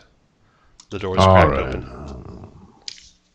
Realizing that he needs some help, we will step up and press the 3rd one. All right. The door opens up. Right behind the hut, basically, into the ziggurat. And the tunnel leads down. The tunnel leads down at a really steep angle, about 45 degrees. The path goes maybe 20, 30 feet below the ground, then levels out. Travels for about 60 more feet, and then you arrive in a 20-foot square chamber. You look around the chamber. You see a set of wavy lines carved into the east wall, ending in a converging into sets of concentric circles in the center. So you investigate those, and everyone's going to make a intelligence investigation check. Chewy's not really looking. Yeah, neither is Oliver. Raiden figures it out, though. It's 21 investigation. Nice. So I'm going to draw a little area here. So you guys, if you look down on the map below where you're standing right now, this is the 20-foot square room that you came into at the end of the hallway.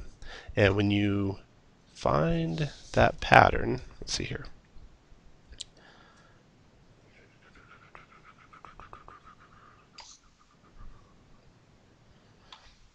Success reveals that tracing the correct path along the carvings with your fingers will cause the door to open on the wall. Alright, so you do that, and you come to another chamber. Again, with no doors, but with patterns on the walls. There is this time, however, the second chamber has wall carvings on 3 out of the 4 walls, to the straight ahead, to the right, and to the left.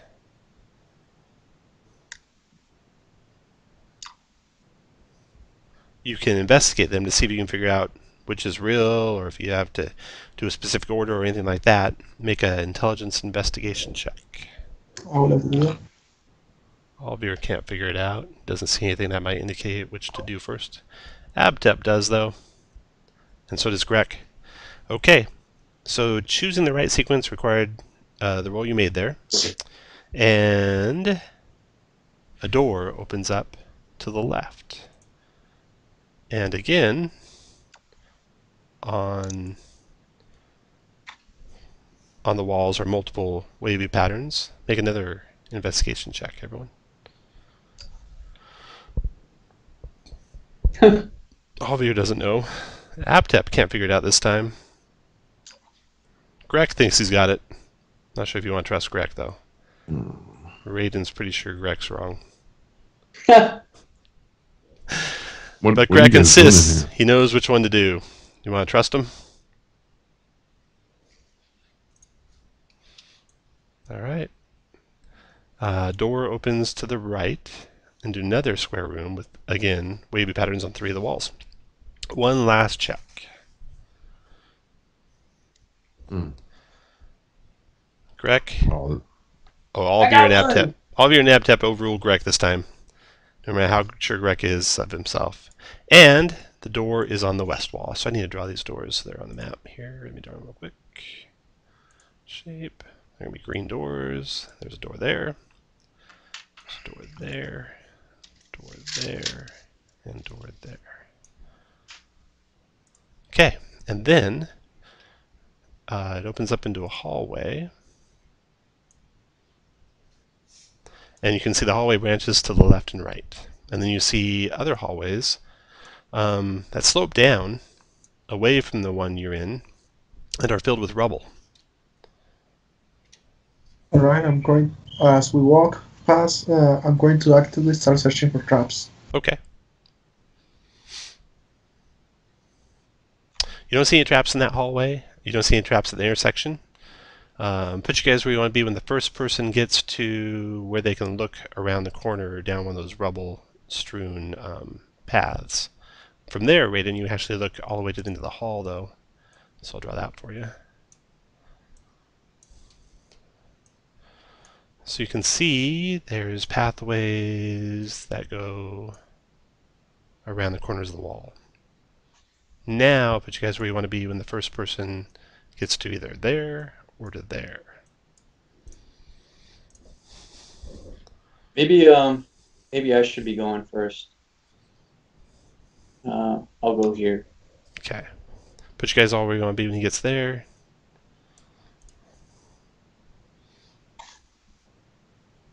Everyone happy?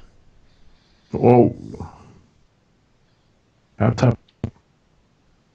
Oh, man. I'm fuck with them. Fuck it. Who wants to be where? Sorry. Everybody kept moving when I was trying to move. Everyone good? Okay, you look around the corner, Alvir. And also your familiars look around the corner of the other corner, Abtep. And this is what you see.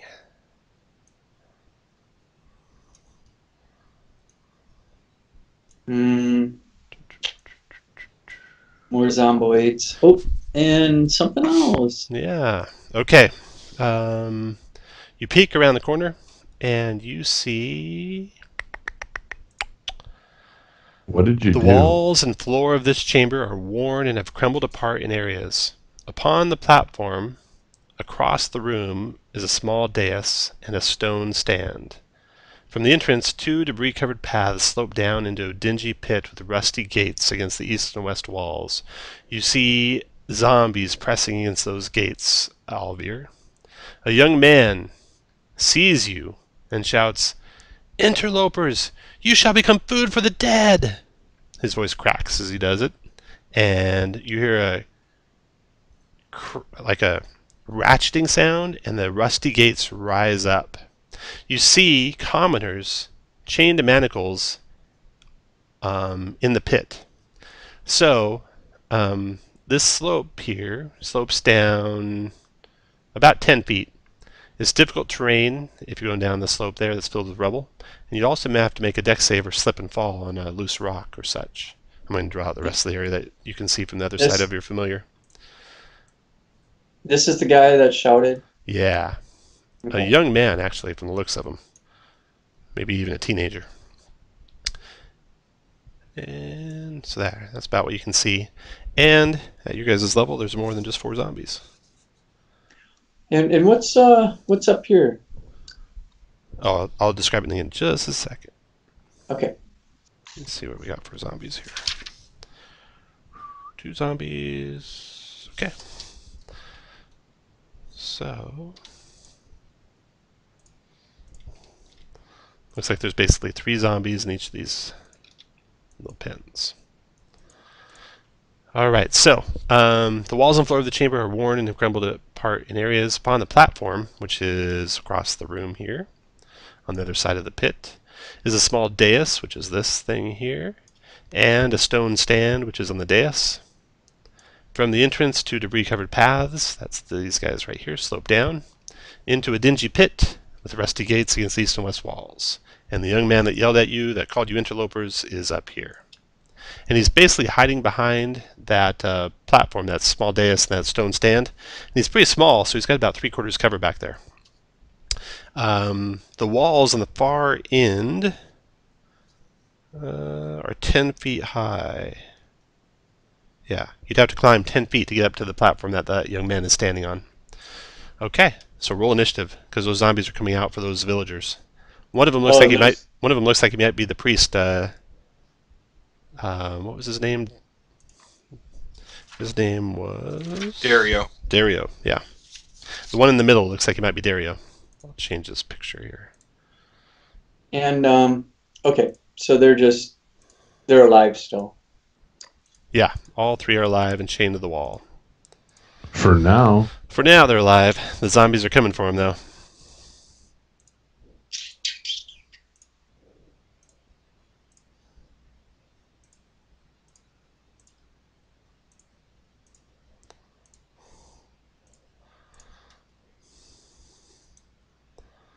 Okay, so the first to react is Raiden. What do you want to do, Raiden? Yeah.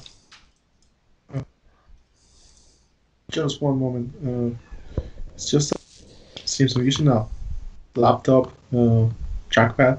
It's really difficult to click on everything and slide the tokens. I'm going to move over there.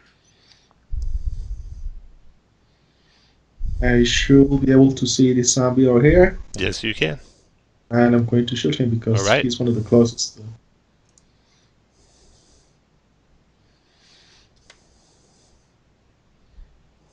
You connect. You do 5 points of damage. You distract him. He turns and he looks at you. You can have inspiration.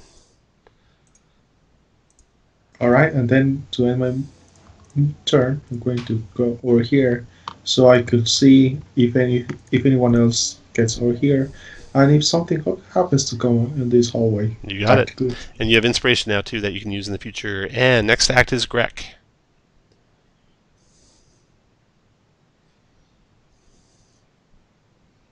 I unmute myself and I begin to talk. I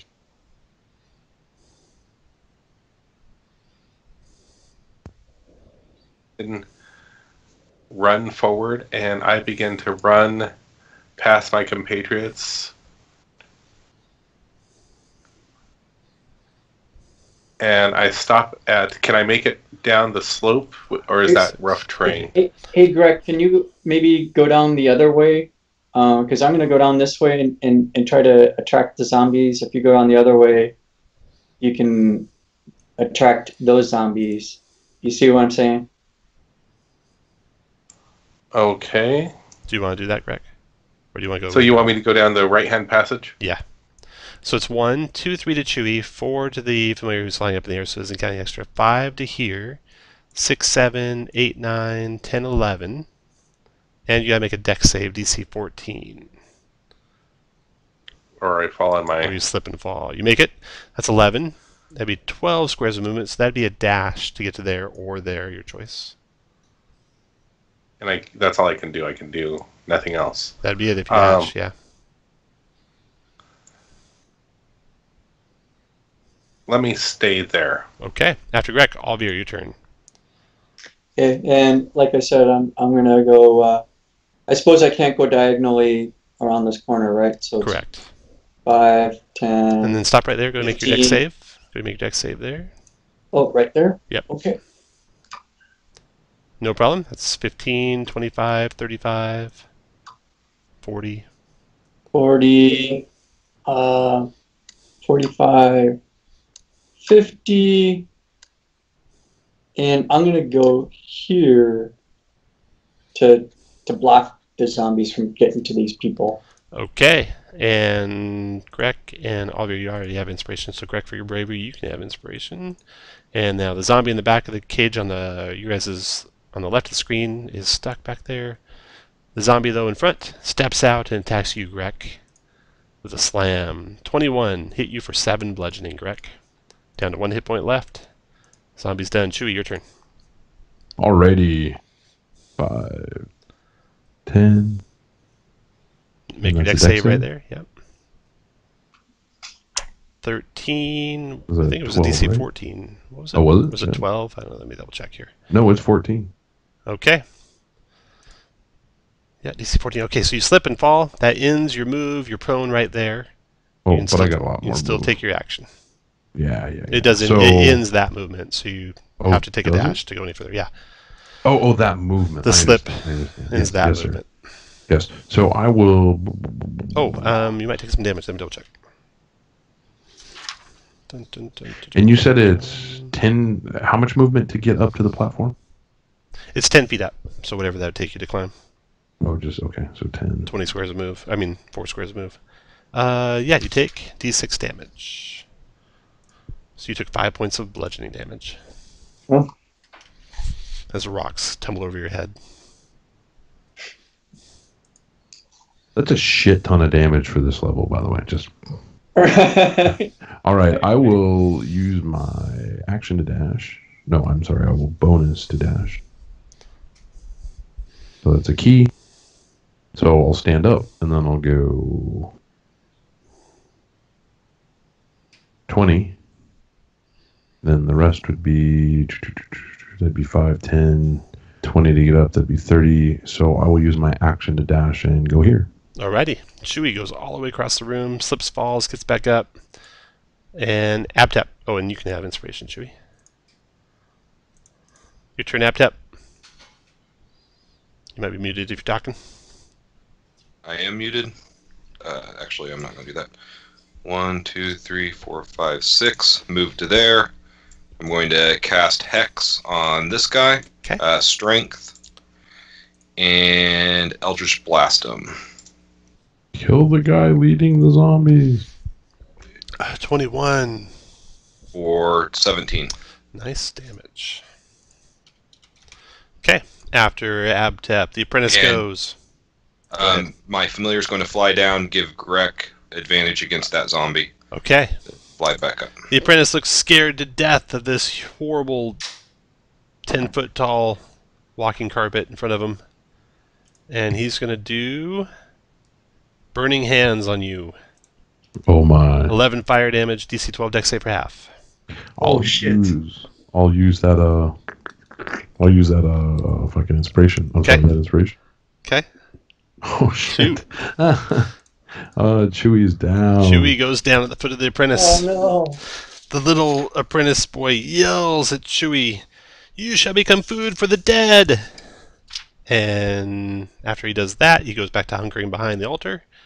And zombies go. That zombie's back in the back. This zombie's turn. Okay. This zombie comes forward to attack Alvear. Slam attack on you, Alvear. 19 to hit Oof. for 3 damage. Yep. Then this zombie comes forward to attack Alvear. 5's miss. And then this zombie comes forward to attack Alvear. 20's hit for 3 more damage. They are done. Raiden, your turn. Now, okay, before anyone does anything, a reminder that Chewie is meat grinder mode, so he's got to make DC 15 saves. Alright, I gotta be a rogue. Going to look for. I hate this. I moved where I shouldn't. I'll move my. Yeah, thank you. I'll move here. See what's down the hall. Okay, so you can see the hallway. Looks like it wraps around and probably connects. I know that Joey is around. And I know that he's down. I hate my life. I'm going to dash down the hallway. Okay. That's my turn. And your speed of, what, 30? So 1, Yes. 2, 3, 4, 5, 6. 1, 2, 3, 4, 5, 6. You'd be parallel with the end here. All right. You're done. Greg, your turn. I step to the south and I attack the wounded zombie in front of me. Do you want to rage first?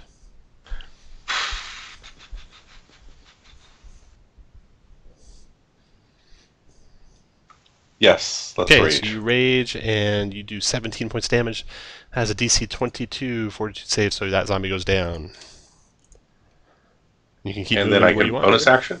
That was a bonus action if you raged. That's right. Sorry. Thank you. You bet. And then you can move, keep moving where you want to move. On Alvir, your turn. Okay, Alvir is going to use his second wind right off the bat, because otherwise I'll forget. Ooh, nice. 9 on the die. And, oh my goodness. I'm going to go after this guy that's... so these commoners, they're not going to, like, do the assist action or anything, huh? No, they're tied up and against the wall. Yeah. All right, I was open. All right, here we go. You hit for 8 points to that thing. Next to go is Zombie's turn. So, Zombie comes out from the cage, attacks Grek with a slam. 16 hits for 1 bludgeoning. That's enough. Grek goes down, unconscious. Zombie's done. Chewie, your turn. Oh, death save, Chewie DC. Oh, you made it. Holy cow. So put a green circle with a 1 on your guy. Aptep, your turn. Okay, so if I wanted my familiar to feed a healing pot to someone, does that require my action? No, you can do it. Okay. All right. Well, I'm going to give my familiar. Well, I'll wait till its turn. I'm going to move my hex. First, let's try to climb down here. And no, I don't think I need to do that. You can see the one between the 2 fighters from where you're standing, if that's what you're thinking you want to move your hex to. Well, I'm wanting to see the caster. Oh, Can I see the caster from where I'm at? You can see the caster where you were at before. Okay. Oops. Stupid thing. Then I'm going to move my hex to the caster, and I'm going to cast Eldritch Blast at the caster. Okay. Probably not going to hit. Nope. And then my familiar is going to take my remaining 2 healing pots. You can only take one. You only take one at a time. Unless it takes an action to grab the other one. Oh, okay. We'll just do the 1. Okay. So he's going to take the 1, and can familiars ready actions? He can feed it to Greg. Can he ready an action? To feed it to Greg? Let's see, he grabbed one and moved. Yeah, he can ready an action. Okay, he's going to ready an action to feed it to Greg right before Greg's turn. He won't know when right before Greg's turn is. Oh, well, okay, how about this? Can he ready an action to feed it to him after the 2 zombies? No, that's too complicated too, isn't it? If the zombies move away, he could do it then. Yeah, I'll do that. Okay, he's going to ready an action to do that. Apprentice's turn. Okay, so the apprentice has Chewie at his feet, sees you attacking him with magic, turns and looks at you, still hiding behind his altar here, so you'll have cover from his shot. Shoots a firebolt at you, Abtep. Okay. Missing you by a mile. Zombie's turn. The one in the back here comes out, attacks Alvir with a slam, missing. And then the zombie in between you 2 attacks Alvir with a slam, hitting for 4, Alvir. And then the zombie north of Alvir attacks Alvir with a slam, missing. And then the zombie east of Alvir attacks Alvir with a slam. Wait. Yeah. Missing. And then that round ends. And Raiden, your turn.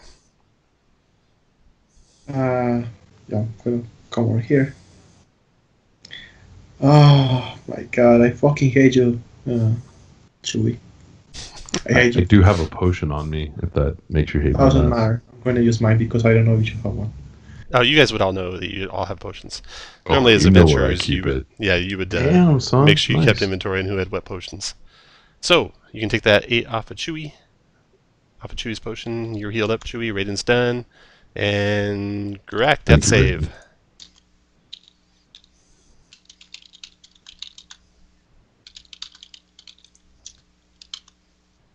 Roll.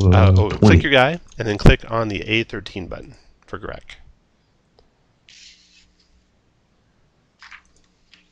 17, so that's 1 success. Greg has done. All of your turn. Hey, I'm gonna swing at the one zombie between us. Okay. Big numbers. Oh, miss. And I think I used action surge already since I short rest. So You did. all right, end of turn. Zombie West of Greg attacks the commoner here. Slam attack on him. 12's hit. This commoner perishes. No. Now you can feed the potion to Greg. Okay.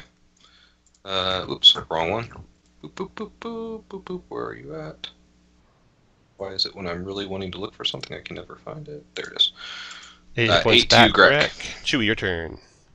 All right, I'm gonna stand up. The apprentice's eyes get wide. No! You little Keep it away from me. pink-skinned son of a. He throws his arms up to cover his face. You miss. I miss. All right, I'm gonna try to kick him just square in the junk. Oh, you do. 5 points of bludgeoning to him. Anything else? No, sir. Move over to there. Okay, after Chewie, Aptep, your turn. All right, I'm going to try to shoot that little bitch again. Okay. Greg, do you have a potion of healing on your person? I have one left on me. Greg, do you have a potion of healing on your person? Oh, Greg, sorry. Alvier, do you have a potion of healing on your person? No, I don't. There's no for I Greg. just have the potion of poison resist or something. And then Alvier, do you have one? No. Okay. All right. So looking around, your imp doesn't see any more potions handy. Except Chewie's got one. He can. No, Chewie probably used his. Raiden's got one. Well, I don't care. Nobody's down anymore. Yeah. Go ahead and take your shot. 16 for 7. Oh, you're attacking the kid behind the altar? Yep. He's got 3/4 cover, which remind me what that does. +5 to his armor class. That makes him armor class 15, which Boom. hit. So he's going to cast a shield spell. Damn. Boom. Missed him. I'm going to try to move down this slope. Okay. Make a deck 1, 2, save. 3, DC 4. 14. Boom. No problem. 5, 6. You're on the bottom. Apprentice is done. Okay. And I'm going to give Greg advantage against my filler's going to give Greg advantage against this guy right here. Okay. Good news is And you then burned he's up the apprentice's last spell using the shield to defend himself. So now he turns and looks at Chewie, looks at Raiden. He's more scared of the big burly guy, and so he's going to firebolt you at disadvantage. Chewie. 8's a miss. As he closes his eyes as he shoots. Zombie attacking run. Alvier, slamming you, Alvier. You're the interloper, you run! The kid yells at you. Zombie in the middle attacking Alvier, slam on Alvier. 20 hit you for 2, Alvier. Okay.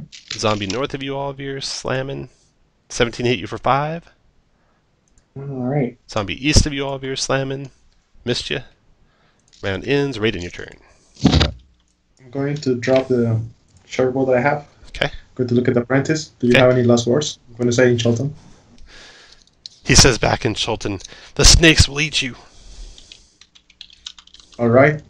With this next you will sleep. I'm going to use my inspiration to grant myself advantage in the Okay. attack. Go for it. I use Booming Blade. Okay.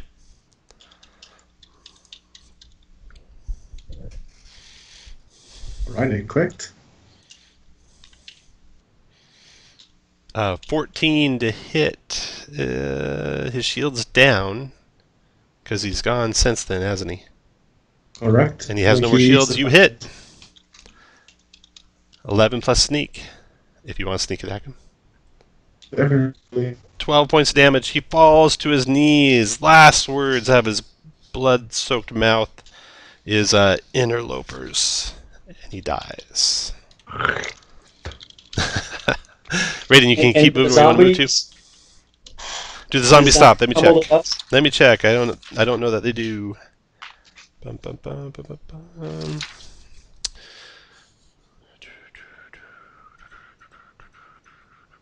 Okay.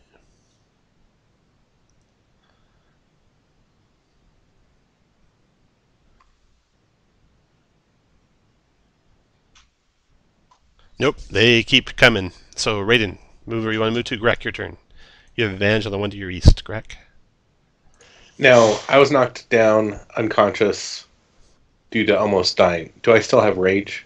I don't think so. And if unconscious, so no. Okay.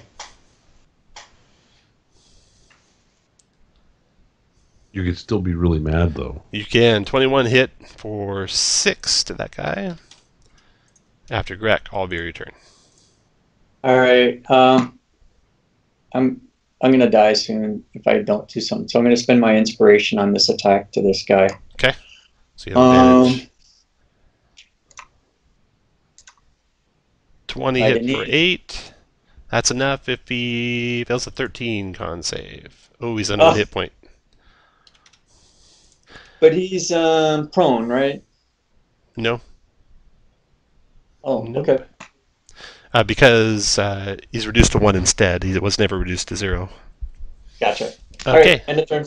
All of yours done. Zombie's turn. To the west of Greg attacks Greg. 15 to hit you, Greg. For 7. Oh, you got a hit point left. He's done. Chewie, your turn. So if I'm 10 feet up, I can still hit the zombie you on can. either side of Greg. All Yep. right. I think I can use my unarmed first, correct? I believe so. Let's see. I think it might say after. Let's see. When you use attack action with an arm, make 1 strike as a bonus. I think it says immediately after the attack, but let's look it up because I didn't write it down all the way. I'm positive it does from when I was playing my amazingly well-built Tabaxi monk. Yeah, yours is different. Better.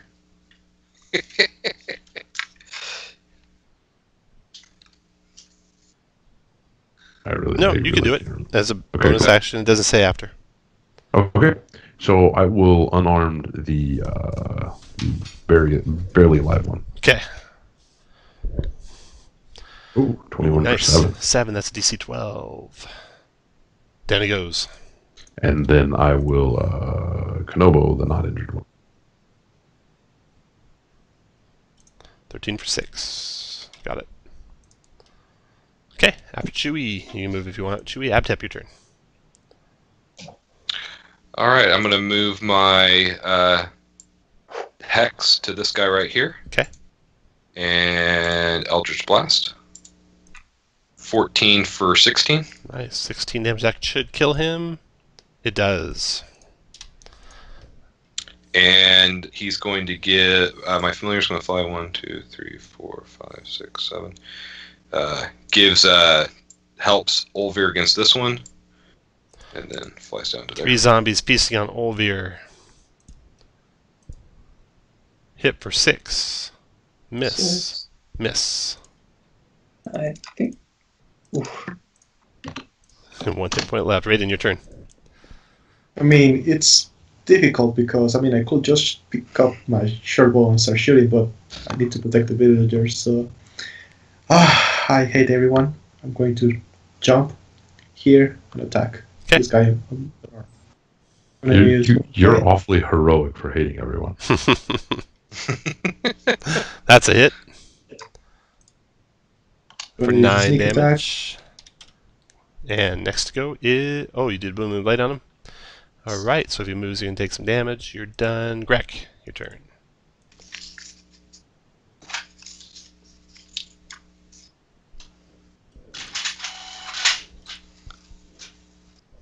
Sorry. I use my javelin against the guy to the north of Olivir. North or east? North? North is Yes. covers. That's it for 9. Got it. Okay. After Greg, all of your turn. And you can move to Greg. You have advantage against this one. Yep. I'll swing at him, and hopefully I do. But 4 points. I don't think that's going to do it. Got it. After all of your... Chewie. All right. Up here, the one I can get to, same idea. Oh, 9, I think that might Nine's a hit zombie. for 4. It's a DC 9 on the fort save, though. So he's got 1 hit point left. Oops, that's the wrong one. despite the fact that it was good. Would have been awesome. So sad. Okay, after Chewie is Abtep. All right. Move my hex on the one who's almost dead. Okay. And Eldritch Blast. For 20 11. for 11. DC 16, still up. He's going to give Ulver advantage against him. Okay. After Abtep, zombie to the northeast of Volvier attacks him with a slam. Missed him. Zombie to the north of Abtep, or Alvir. Missed him, and zombie to the east. Oh, dropped him to the ground. Oh no. Alvir's down. Zombies are done. Round's over. Raiden, your turn. I'll drop this guy down so in order to my teammates to stop falling. That's a hit for 11. That's DC 16 on the Fortitude save. Still up. That zombie won't die. Move where you want, Raiden. Crack your turn. Let's see. You don't have a healing Same potion. thing. All of you doesn't have a healing potion. Raiden, do you have a healing potion? I do. Greg, if you want, you can do something totally different, but if you want, you can move on to one of those two prisoners squares, the one south of Alvir, Right? and grab the potion and put it in Alvir if you want. I will do that. Okay. Raiden, roll your healing potion and see what kind of healing Alvir gets. All right.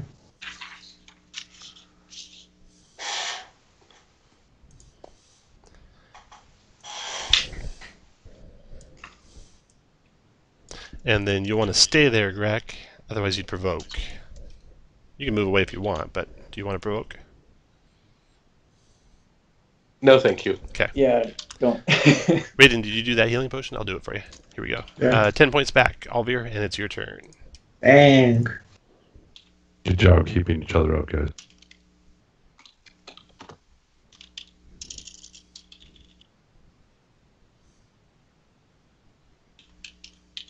Oh, is it my turn again? It is your turn. Oh my goodness. Look how beautifully they did that. Healed you right before your turn. Yep, that works. And the same guy I've been beating on. Okay. For 8, that's a DC 13 on the save. Still up. Oh. Can't be brought down. Chewie, your turn. Oh my. Alright, let's try that again. That's a 12 DC for 10. 5. Still up. It's 20 DC for 10. 15. Oh, finally goes down. You move where you want, Chewie. Abtep, your turn. All right. Move hex to this guy. Okay. Eldritch Blast. 14 for 9. 9 won't kill him. You're done. Zombie's turn. Move to there. Give Ulver advantage on this one. All right. And back. Slam on Olvir. 10's a miss. Slam on Olvir. 6 is a miss. Raiden, your turn. Yeah, come here and attack the one who is in north of Oliver. Okay.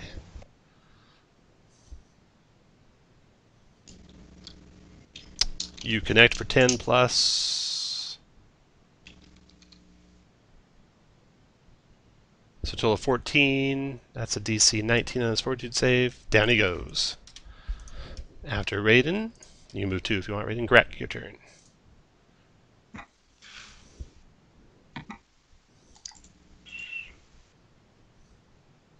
Over here and throw a javelin, Ooh, nice. and I crit it. Nice, 8 points damage. After Greg, Alvir, your turn. Oh, I'm sorry, that's 12 points damage. Alvir, 20 is a connect for 8 damage. And then Chewie, your turn. Oh my. Alright. So here. 16 for DC 15 on his fort save. Made the first one, second one missed. He's got 1 hit point left. Abtep, your turn. All right. I'm going to move hex. Eldritch Blast. Oh, Nope. miss. And Familiar's going to give Raiden advantage against him. Zombies take his last slam, probably at Alvir. Misses. Raiden. Advantage on your first shot. Sounds good to me.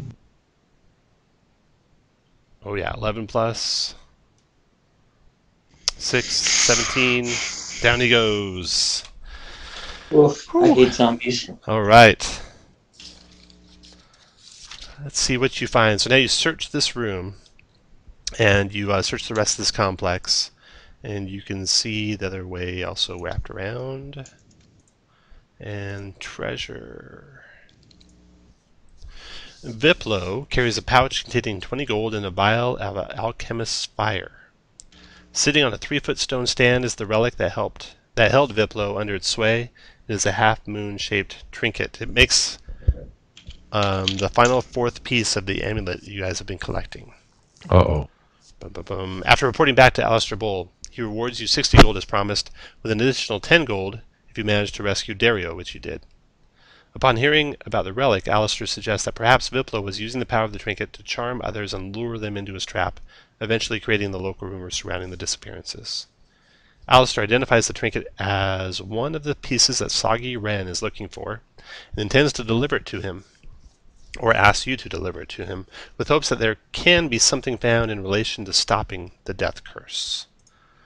Soggy Wren is usually at Kaya's House of Repose in the Market Ward, the last mission.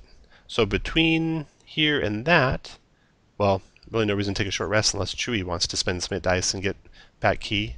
It might help to wait for others, so you guys can decide as a group if you want a short rest now or wait till sometime during the next adventure to do it. So does anyone have hit dice left? I have 1.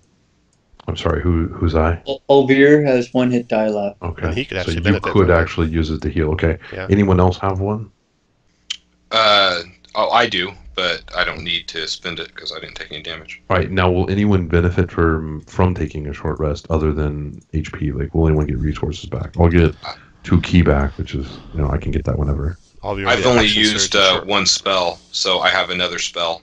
I would rather use my other spell before taking a short rest. The problem is, how do we get people healed, though? You got that's all one well more and good, cure but how are we wounds that you could get to cast that day. We could get 1 cure wounds on Greg, but we're still down quite a bit. The other thing I get back from a short rest is my action surge and my healing. Well, to meta a little bit, more than likely there's going to be 2 encounters. So, we could try to get the heal spell, play the second encounter smart, and then, short rest going into the second encounter. But and to be honest, a short rest does Greg no good when it comes to healing. All right, let's fine. I'll go to the healer who's glad to take our gold, I guess. Yep. No. Yeah. Well, you only get 1 more cure wound spell coming. So you want to go to Greg or Albir? Alvir has a healing dice left, so I think it has to go to Greg. Or a hit dice. I wish we could take a short. I wish we could take a long rest so I could level up. All right, Greg, you get 10 hit points back. So you're up to 11. And you've spent your 30 gold for the day. And all the cure wounds you can spend it on. Tom, go to a different cleric? Tom, have we ended up with at least 2 gold? Yeah. That could be used to. Okay, so I will purchase another potion of healing if that's possible. Sure, yeah. Okay, perfect. And I do have 1 How much are the healing left. They're 50 a pop. Oh, I can do that as well. Yeah, we should. We should grab one. This death curse stuff is fun. Yeah. Let me tell you how much treasure you got. The first one, you got 18 gold. The first one. The second one. Let's see how much more treasure you got in the second one.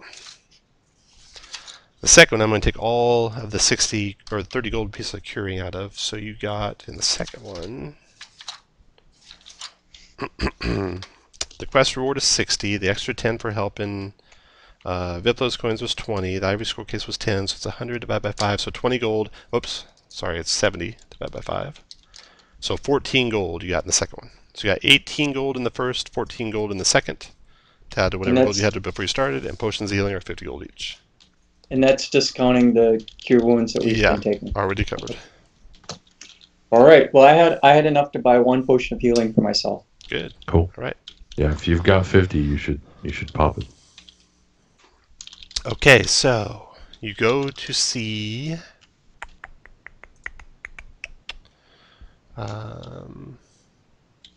Your friend Soggy Ren. The Red Bazaar dominates the area east of the bridge between the Grand Colosseum and the Hall of Gold. Broad rows of colorful merchant stands span across the area, selling meats, produce, and trade goods. Not far to the south, you arrive at Kea's House of Repose, an opulent inn, as well as the location of your contact. You guys were staying at the Thundering Lizard, which is right across the street and not nearly as opulent. Soggy Ren and Nerissa are both here. Nerissa was the woman who tried to purchase the amulet from you at the Gladiator Games. A Chultan woman. Looks like she carries herself a little bit like a warrior. Soggy Ren doesn't. He is well into his drinks. In a bit of a stupor, he insists you join him for a round of drinks. You can't discuss business in an empty crash, he says. He drunkenly explains that he has been working with the Tepka Society to study the cursed relic known as the Dreamer's Amulet, which is what you've been finding, he says. Somehow this cursed thingamawazit found its way into Port Nyanzaru, and if it hadn't been for your interference, these pieces would have found their way into more dangerous hands. Like Nerissa. No, Nerissa's on our side. I wish to discover the source behind the attempt to bring this relic here, and I believe it may be linked to the death curse. Nerissa has been working with me as an ally of the Harpers. I offer you 100 gold pieces if you bring the amulet to Diamsar, and help him discover its purpose. Diamsar is a member of the Tepka Society. When you meet, raise your left hand with the fingers poised to represent the horns of a triceratops. He will do the same. The Tepka Society is a secret society in the city of Nyanzaru that helped liberate it from Am. And they still work behind the scenes to keep the city free. So, will you do that? Of course. Shrug non-committally. You head out to meet Diamsar. As long as you keep that amulet away from Nerissa. I'll just leave it right there. Diamsar. You arrive at the front of the bathhouse. Diamsar is here, waiting for you. He's a pale-skinned human in his mid-30s, dressed in dark clothes and a hooded purple cloak. He calmly nods to you when you approach. Do you have the item, he says?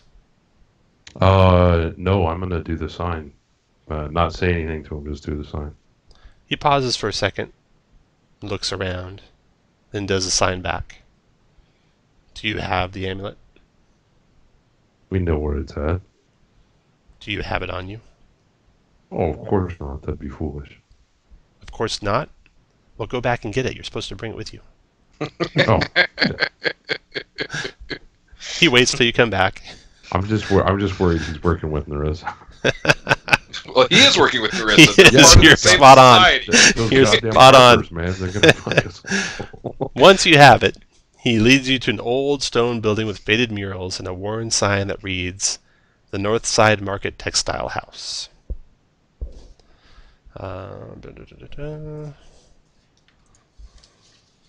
An elevated walkway surrounds the empty warehouse he leads you into. Against the east wall is a small pedestal draped over with a large cloth.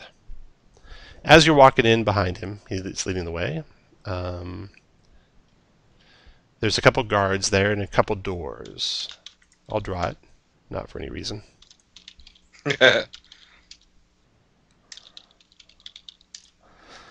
So, you guys are here. Here's your contact. The warehouse has an elevated walkway around 3 sides. There are stairs that lead up to it, and there's guards up there watching the doorway.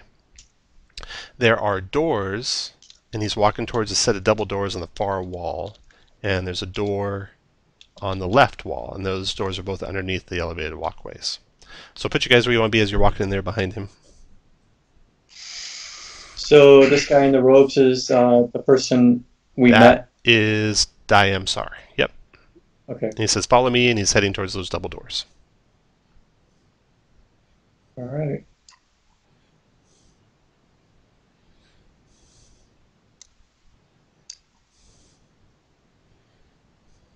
Chewie, you can come in. Yes, sir. Or is that where you're going to be? All right. Albeer and Raiden, you get a sense something is wrong. He keeps moving forward. Do you follow? I'm not No. gonna follow. As soon as you stop, he turns and he gives a signal, and the two guards lower their crossbows. Roll initiative. Told you he was working with the rest. Son of a bitch.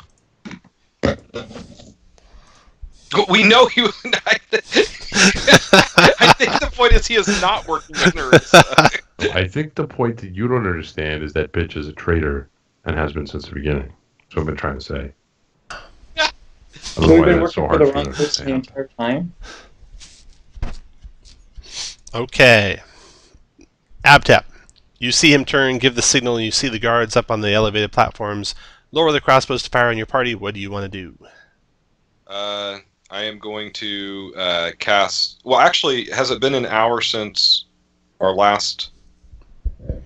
Is my hex still up? Is your hex still up? It lasts for an hour. Roll a d20 and try and roll high. Okay. It is not still up. In fact, you think you forgot how to cast it. I thought number one. That's the highest, isn't it? Okay, then I will be casting Hex again on this guy. Okay. And I will then Eldritch Blast him. All right. Fucking traitorous scum. 18 for 6. 18 is a hit. 6 badly wounds him. And then I'll be moving 1, 2, 3, 4 Correct, to your there. turn. And then I will be my familiar will be swooping up here to give Grek advantage against the traitorous son of a bitch. Okay. I This is comfortable. scream and yell and swinging my battle axe, run towards him. Or great axe. Oh, man. Believe it or not, a 10 hits him. And a 14 decapitates him. His head rolls across the ground. The guards look taken aback a little bit. They both look like they're hoping you run towards the other one. Go ahead and finish your movement, Greg. Alvear, your turn. Where did I go? You should be right there. Oh, I'm still there. Yeah. He vanished. Okay. Uh-huh. Well, Yeah. I mean, he's kind of there. His just head in is rolling pieces. across the ground right now. Oh, cool. So there's stairs going up to both of those overhead ledges. There's also a really steep ramp like that you could roll barrels down or something like that. It'd probably be difficult terrain to move up that. It's difficult terrain also to move up those stairs, Alvear. I don't know if you have enough movement to get all the way there. Well, I dashed, so... You do then. You're done. Yeah. Unless you want to action surge. Oh, you didn't do a short rest yet. No, I can't. We didn't rest. That bandit drops his crossbow, draws the scimitar, turns on you, Alvear, and swings the scimitar, hitting you for 3 slashing. Oh, your I wish turn. we had a short rest. All right. Blame the warlock, man. Greedy bastard. He's working with Narissa, too. I have 1 vote, so you can't blame it on me. Your turn, Raiden. I don't want to be that guy, but isn't one bandit missing? No.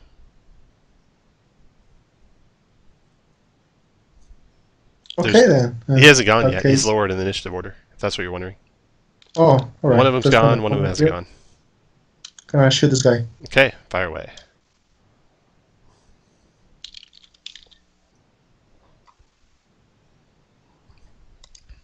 That's a hit for 10 points of damage to him. Almost killing him in one shot. Chewie, your turn. Oh, my. So with your long limbs, you could attack those guys up there without actually being up there. 15. 15 hit him. For 9, 10 missed him. So he's got 9 damage. And he shoots back at you, Chewie, with his light crossbow, missing you. And then something disturbing happens, Greg. Yeah.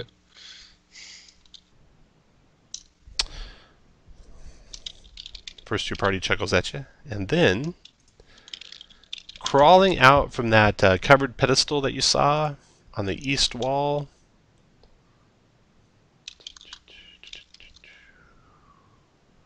Where was that? Against the east wall is a small pedestal draped over with a large cloth.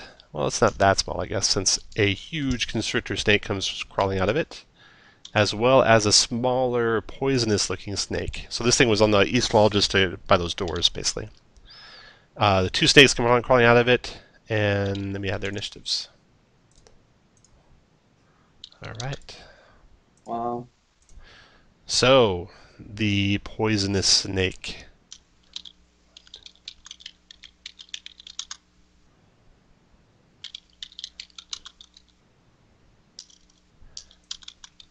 Comes right on up the ramp and bites, actually from there, bites Alvir, missing you, Alvir. And Aptep, your turn.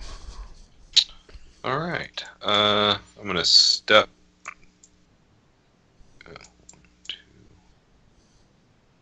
to right here, transfer my Eldritch Blast to, or my hunter, or my Hex to this guy, and Eldritch Blast him. 14 for 11. You drop him. And then move back to there. And then my familiar is going to give Grek advantage 1, 2, 3, 4, 5, 6, 7, 8, to this snake right here. All right.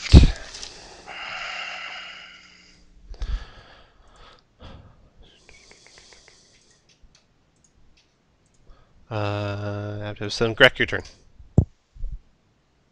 I walk forward and swing with my great axe at that snake. Okay, you step to here. A pit drops out below you. Make a dex saving throw to jump back. Oh. Oof. No. You go tumbling down in the pit. It's only about 10 feet deep. You take... But he gets his swing off before he falls down and chops the snake in half. No, well, with a 6 he didn't. Or no, he didn't roll yet. 2 points damage, and you are prone at the bottom of the pit. Let me draw the pit here for us. So the pit is there. It's 10 feet deep.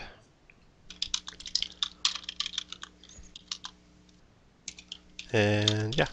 So you land prone. That ends your movement. You can take your action now. You could dash to stand up and try and climb out, or do something else from prone. And there's no way I can attack the snake, correct? No, there's not. Hmm. Unless you're a bugbear. You could stand up and be defensive. You could stand up and ready. You could... I'll stand up and be ready if anything gets within striking where I can hit him. All right. The snake speed at 30. 1, 2, 3, 4, 5, 6. Oh.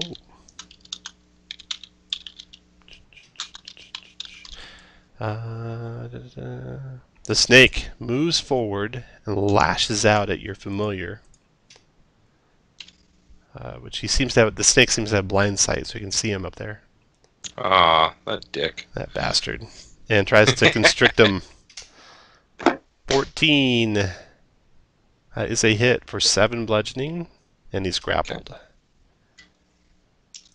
Okay, so that snake's done. Alvir, your turn. Okay, so glad I took the stairs. 1, 2, gonna swing at that guy. Crap. And that's the end of my turn. After Alvir, Raiden, your turn. Vector, sorry for that. Me speaking in Spanish. I'm gonna pick, and that's a very ugly snake. I'm gonna shoot it. Okay, fire away. Don't talk to Aptep like that. That's a hit for 6 plus sneak attack. Total of 10. Okay, after Raiden, Chewie, your turn. Nice. All right, the guy above me. Dead.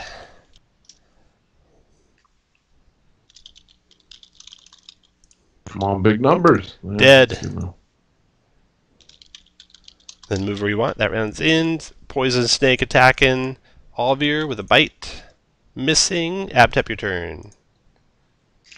All right. Well, going to move to right here. Hold on. 2, 3, 6. Moved right there. Hex that guy. Okay. And Eldritch Blast. 19 for 7.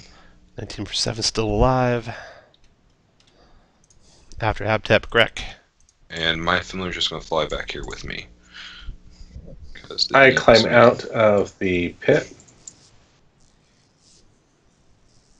And can I step there and attack the snake? Yes. And kill it. Nicely I think done. that's it. That was all of them, right? Yep. Okay. So, this imposter has no treasure on him. There are 2 doors deeper into this abandoned warehouse complex, and I imagine you're going to want to take a short rest right now, right? Yeah. Okay. Mm-hmm. So go ahead and do any spells you want before the short rest, and then do the short rest. Can I burn the body of the imposter? I'd say we stake him out to let people know what happens to traitors. So the Let's rest take knows a real quick what's gonna break. happen. I just gotta use the restroom, so come back at like 50 after.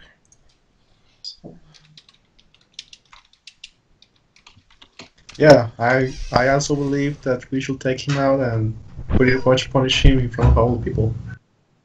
Like Narissa. Well, sounds good to me. I actually would like that.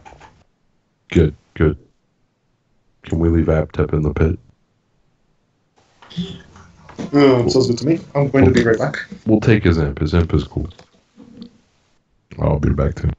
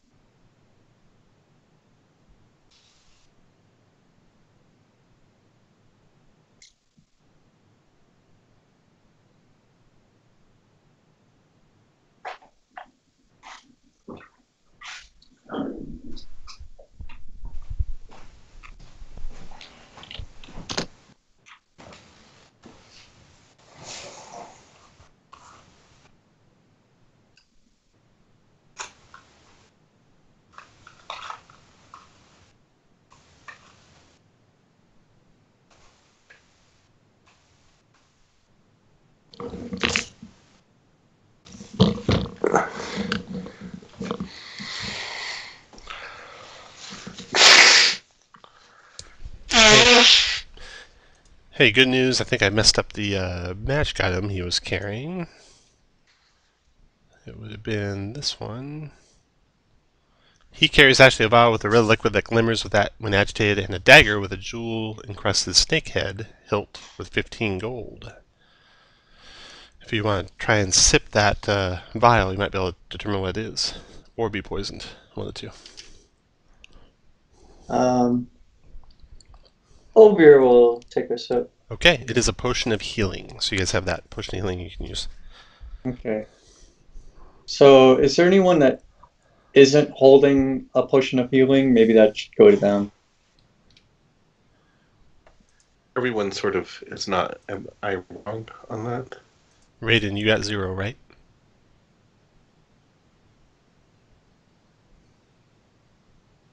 Yeah, I think Raiden had one and used it previously. Yep, unless he bought another one. He's used his. Abtep, do you have any left? He might not be here. He had one, but he bought a couple. So I have one left. One left, okay. And Okay. Greg has none. Chewy. Chewy has one. He bought You're one. talking about. Yes, Chewy just bought one. Yes, sir. And So if Raiden doesn't have one currently, maybe we let her have. Is it her? Let them have it. lad or lass. Always hard to tell with the elves.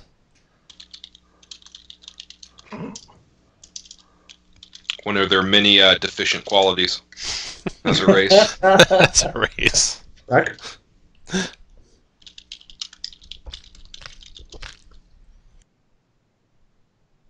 Okay, we were just going over that. You guys actually found a potion of healing, and they were going to have you carry it, Raiden. And what happened? So you are carrying a potion of healing. Alright, thank you. I thought Raiden still had one. Do you still have one, Raiden? Or are you all out? I used it to heal someone. The familiars took it from me to heal someone. I don't remember who.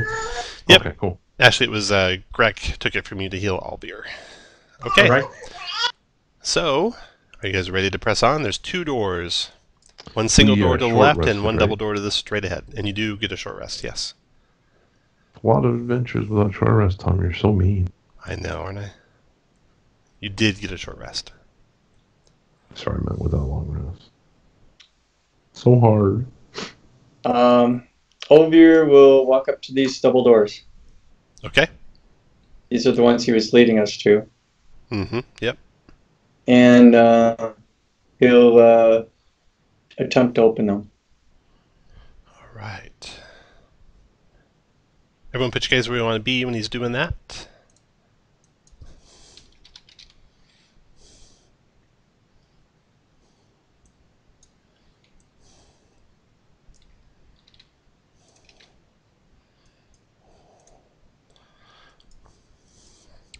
Raiden, are you on the ground underneath the walkway or up on top of the walkway? My god, around. On the ground. Okay, so everyone's on the ground unless you notify us otherwise. So the doors are under. They are underneath, this. on the ground, yeah. I mean, I'm curious because there's this door over here around. Yep, also on the ground, yep. Oh, that's on the ground. I mean, never mind. Everything's on the ground, except In that case, I'll be like over here. Yeah, I'll be over here. on the ground. Okay. Okay, all of you open the doors. Here's what you see. Oh, close the doors. Roll initiative. Actually, let me tell you what you see, and then we'll roll initiative. You can keep those initiatives Hold the though. door. Hold door. Everyone go home. We're going to take the next ship out of Shult. Alright, this area is lush with the overgrown flora. The land dips slightly into somewhat of a bowl shape. In the center is a circular dais with a gigantic serpent carved into its base. There is a woman standing behind that. There are 2 giant poisonous snakes flanking her. And there are 4 creatures that look like scaly, green-skinned humanoids You don't think they're ghouls, but they almost are like that a little bit. They look like they've been turning into serpents is what's happening to them. And let me roll their initiative.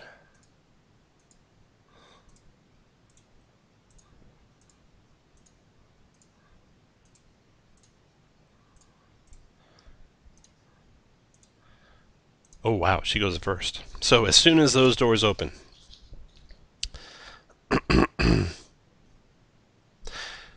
the woman reaches out her hand and summons the amulet that you guys carried to her. It like rips its way out of your backpacks and your pouches and wherever else you're carrying it and flies across the room to her like Darth Vader taking Han Solo's blaster.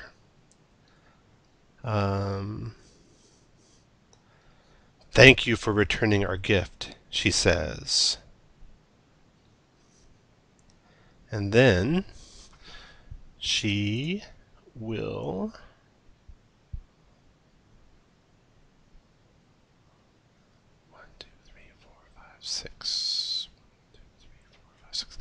cast a suggestion spell on Grek, saying, Grek, you should return to the inn and go back to sleep. So Grek, you're going to make a DC 12 Wisdom save, or else that sounds like a really good idea to you.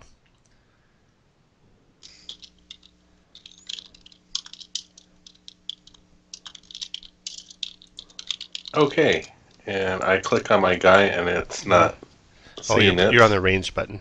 So click on... Oh, and do you want to use your inspiration? Yes. Okay, so now click on the black arrow, then click on your guy, then click the W button. Click on the black arrow, which I don't see. Oh, I see what I mean. Got it. And I click on my wisdom. Yep. You need a 12. You got a 9. So that sounds like a great idea to you. You're going to go and go back to the inn and go to sleep. She's concentrating on that, you can tell. Aptep yells it out. He knows what she's doing. And so don't move yet. Don't move yet. No, not your turn. Okay. She's done. 1, 2, 3. Aptep, your turn. She moves behind the foliage where you can't see her. Any Aptep? B word. 1, 2, 3.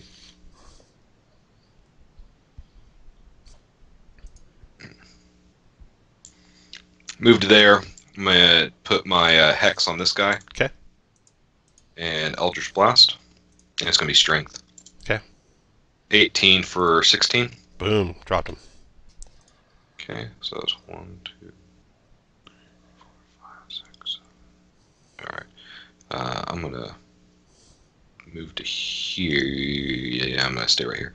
And then my Familiar is just going to double move. Okay. After Aptep, Grek. He's going to just mosey on out of here. 1, 2, 3, 5, 6. And then Alvir, your turn.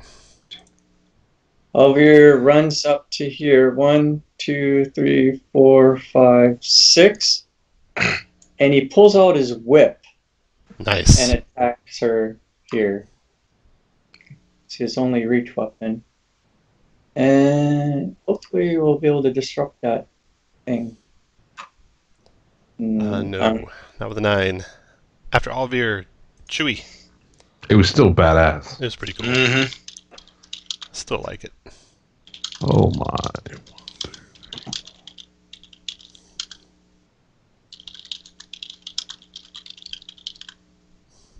Alright, I'll move here. I will hit that thing that I can hit. That I can't hit.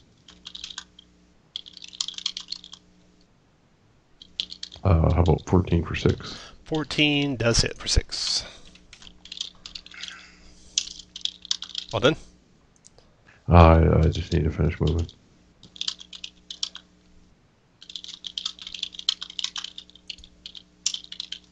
And on. Hey Josh, can you mute while you're typing? Oh, sorry. Are y'all done? Yes, sir. Alright, this thing follows you out. I know you couldn't hear me over Josh's Multi-attack, keyboard. I know. 1 bite on you, 13 to hit. It's a miss, 16 to hit you for 8 slashing. Snake's turn. Snake number 1 here tries to bite. Alvir misses. Other snake. 2, 3, 4, 5, 6 comes here, tries to attack Abtep. Hit for 5 piercing and 9 poison Abtep. Shit. 11 con save to have that. Alright, con save. Boom. Boom. So, Take 4 and still 5, five take 9 piercing. total. DC 10 concentration check. Okay, it was 5 temporary hit points, and then half of the poison makes that 4. And then my con check. Yep. You're good. That's next done. Broodling's turn. This Broodling here comes to attack Oliver. Multi-attack with a bite. Claws. The bite hit you, Oliver, for 6. Raiden, your turn. And I'm not sure if you heard, but Chewie's down. Oh, Chewie's down. Okay. Your turn, Raiden. Yep. Let me check some movement. Yeah. Same. I mean, You can actually get to Chewie in one move. yeah, it's just that I hate everyone equally. I'm just gonna come here to protect the class, and I'm gonna say, go heal him while I attack the snake. Well, okay. I don't know that I would do that because I would still be getting an opportunity attack. But maybe you can kill it. That'd solve that problem. 11 kills it. Nice shot. Holy cow. You needed that 8 on the D8. You can keep moving if you want, Raiden. Her turn. Okay, so she got the suggestion going.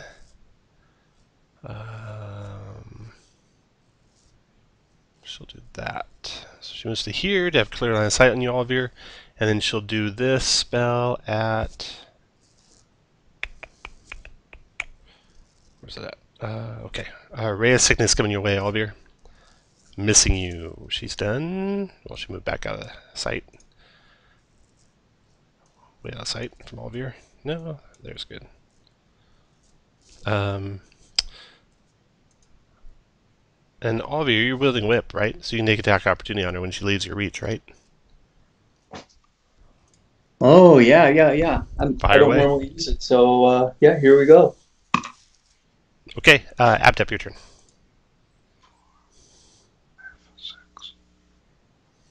I'm gonna move to there, and can I can see her from there, can I?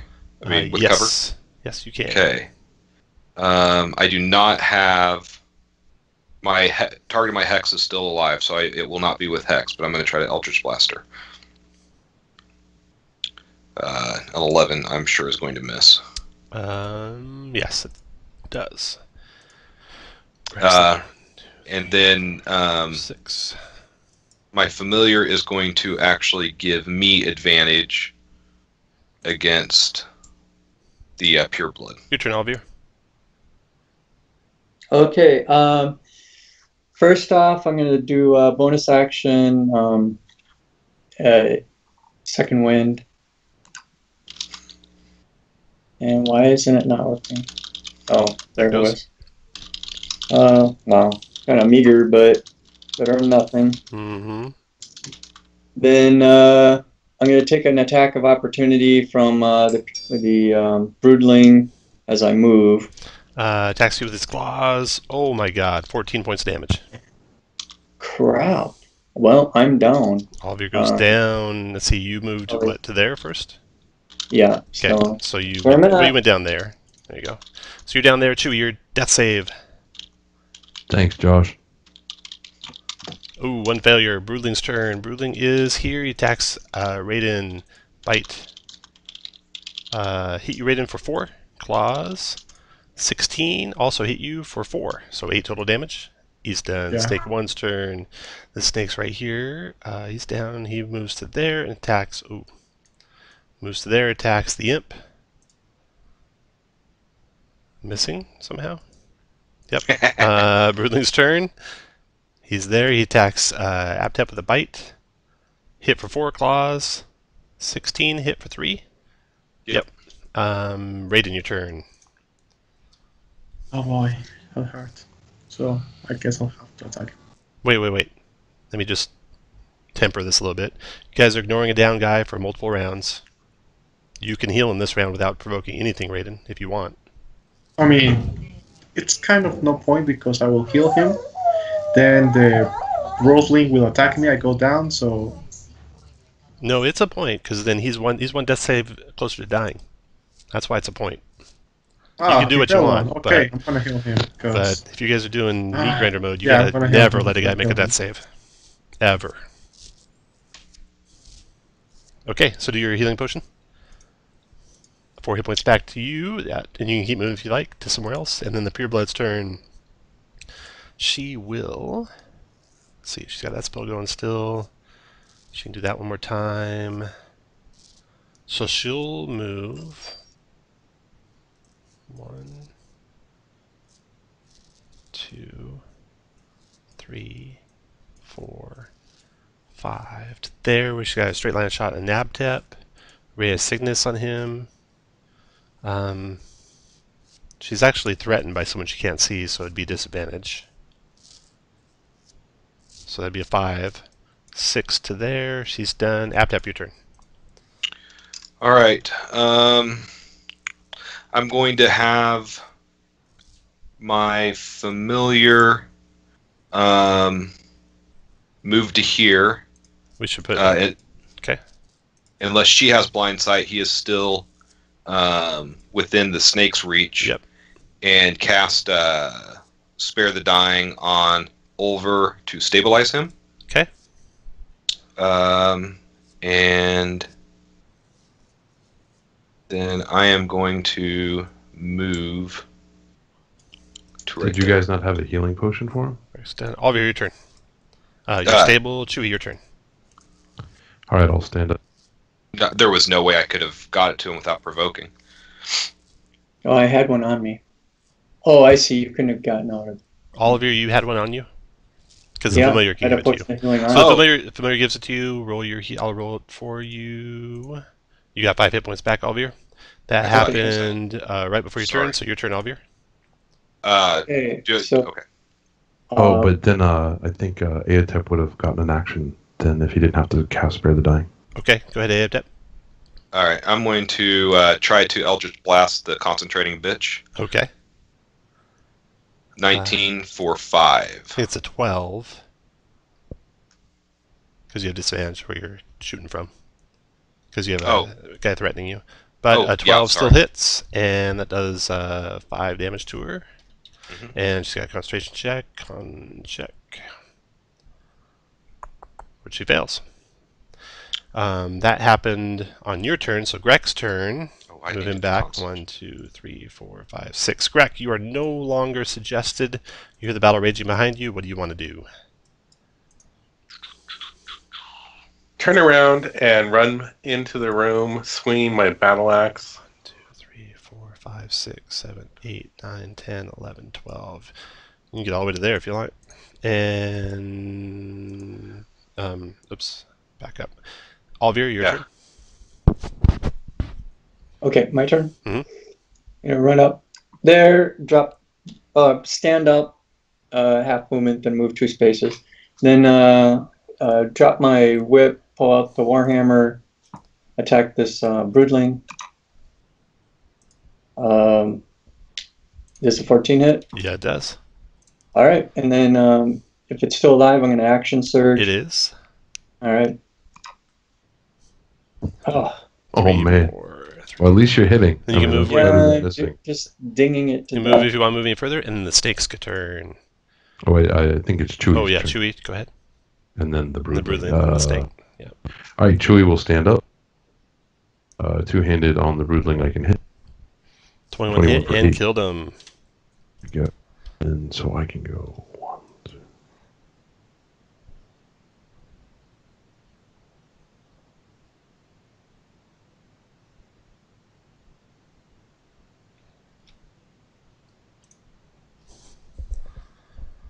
I can move to here, and I will hit the caster, yelling out that we should all kill the caster.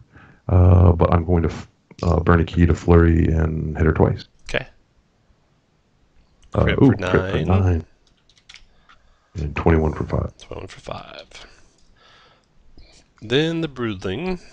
I'm sorry, no. Chewie went. But you killed the broodling. That was going to go. Then snake goes. Snake goes. He moves to there, attacks Chewie with a bite. Hit for 6 plus 18 poison. Holy mackerel! You've only got 15 hit points, right? Yeah, So you got 15, 19. So you got to make this save or you die outright. No, isn't it? They're separate though. Right? Oh no, but it'd be 15 more. Yeah, there you go. You please make a new character. Can I give him my inspiration, No. or do you still? No. I didn't know if that rule extended to your Friday night games. No. Go for it. Should we? Yeah, I'm kind of nervous. I don't want to hit it. I can imagine. Oh, made it. Oh fuck, I made it. So you're Jesus just Christ, unconscious. that's awesome. Okay. I was close. That's all. And I do them together, so you don't have one death save failure. Oh, okay. If they were separate, you'd have a death save failure. So I never do them separate. Okay, so that snake went. Now the broodling over here by Abtep. Attacks Abtep. Bite. Claws. Both miss. Raiden, your turn. Oh, I had another concentration check earlier. I made one. I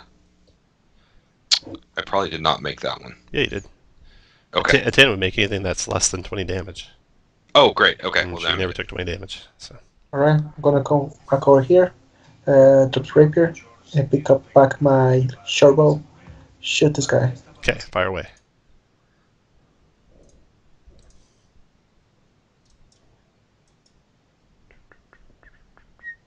Well, that's a hit for 6 plus sneak. 11, dropped him. Yay. Raiden's done, that runs over. Pure Blood's turn, okay. So you got Chewie down, you got you two to deal with. Who's the bad one? Just done that twice. Should do that.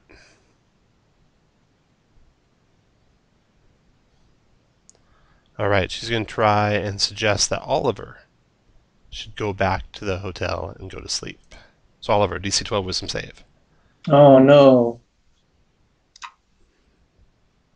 Oh, That sounds good, Oliver. Sounds real good. I mean, on the upside, we're not staying in a hotel, right? 1, I was like, 2, that 3, doesn't make 4. sense. She's done. Aptep, your turn. Okay. Let's see. 1, 2, 3, 4, 5, 6. Okay. 1, 2, 3, 4, 5, 6. Move to there.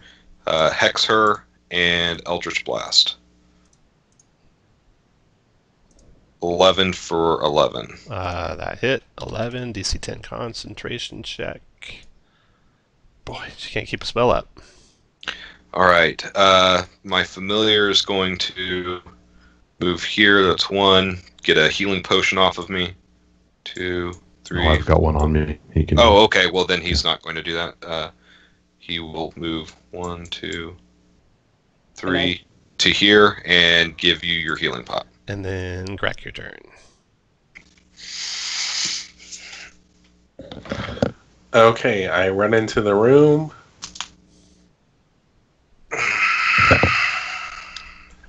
And I attack the snake. Hit for 5. Okay, Alvir, your turn. She's kind of. Well, am I in the snake's retreat? No. You are not. 1, 2, 3. I can get to her without provoking. So why don't I do that? And do that. Oh, nice. That's a good hit. 20 for That's 10. not a point. Dropped her. Well Boom. done, man. Down she goes. Oliver's. You gonna keep moving? You want Chewie? Your turn. All right, I'll stand up. One and snake to hit the kill. snake. It's probably gonna miss. Yep. I will go ahead and flurry. Okay. Hit for 5, still up. Hit for 5 more. Down it goes, and they are dead. Whew. Damn, that was awesome.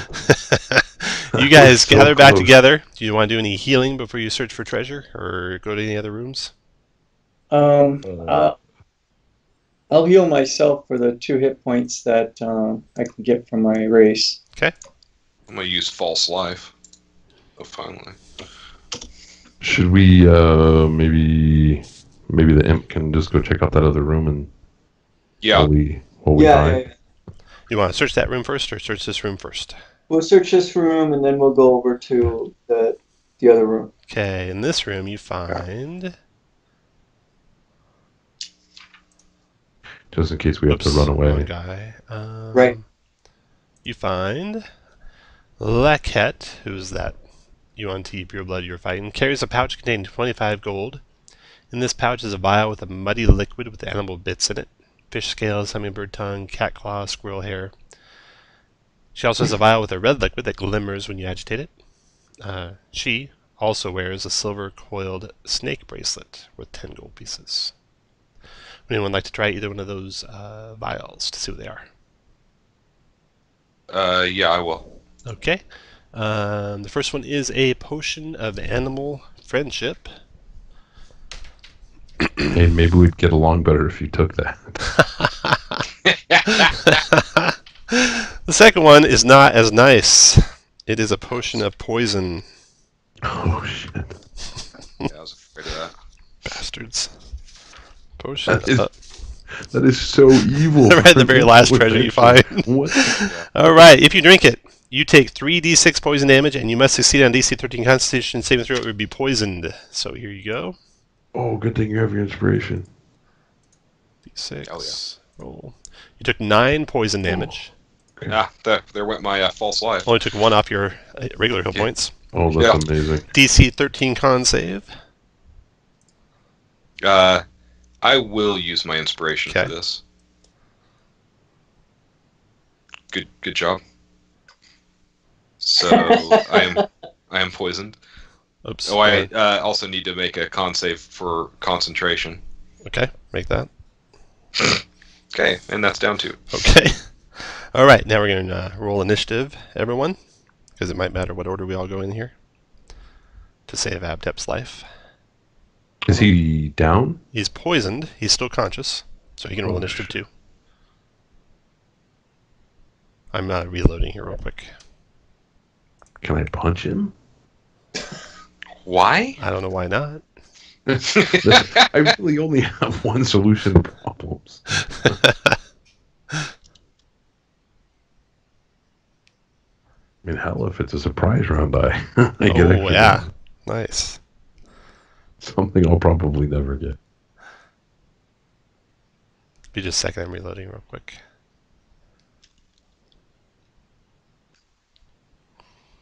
Well, we had a protection from poison or an antitoxin, right? We had something. It's not antitoxin, it's poison resistant. So if he's going to take ongoing poison damage, it might be worth it to give it to him. Can't remember if those give you advantage on saves, do they?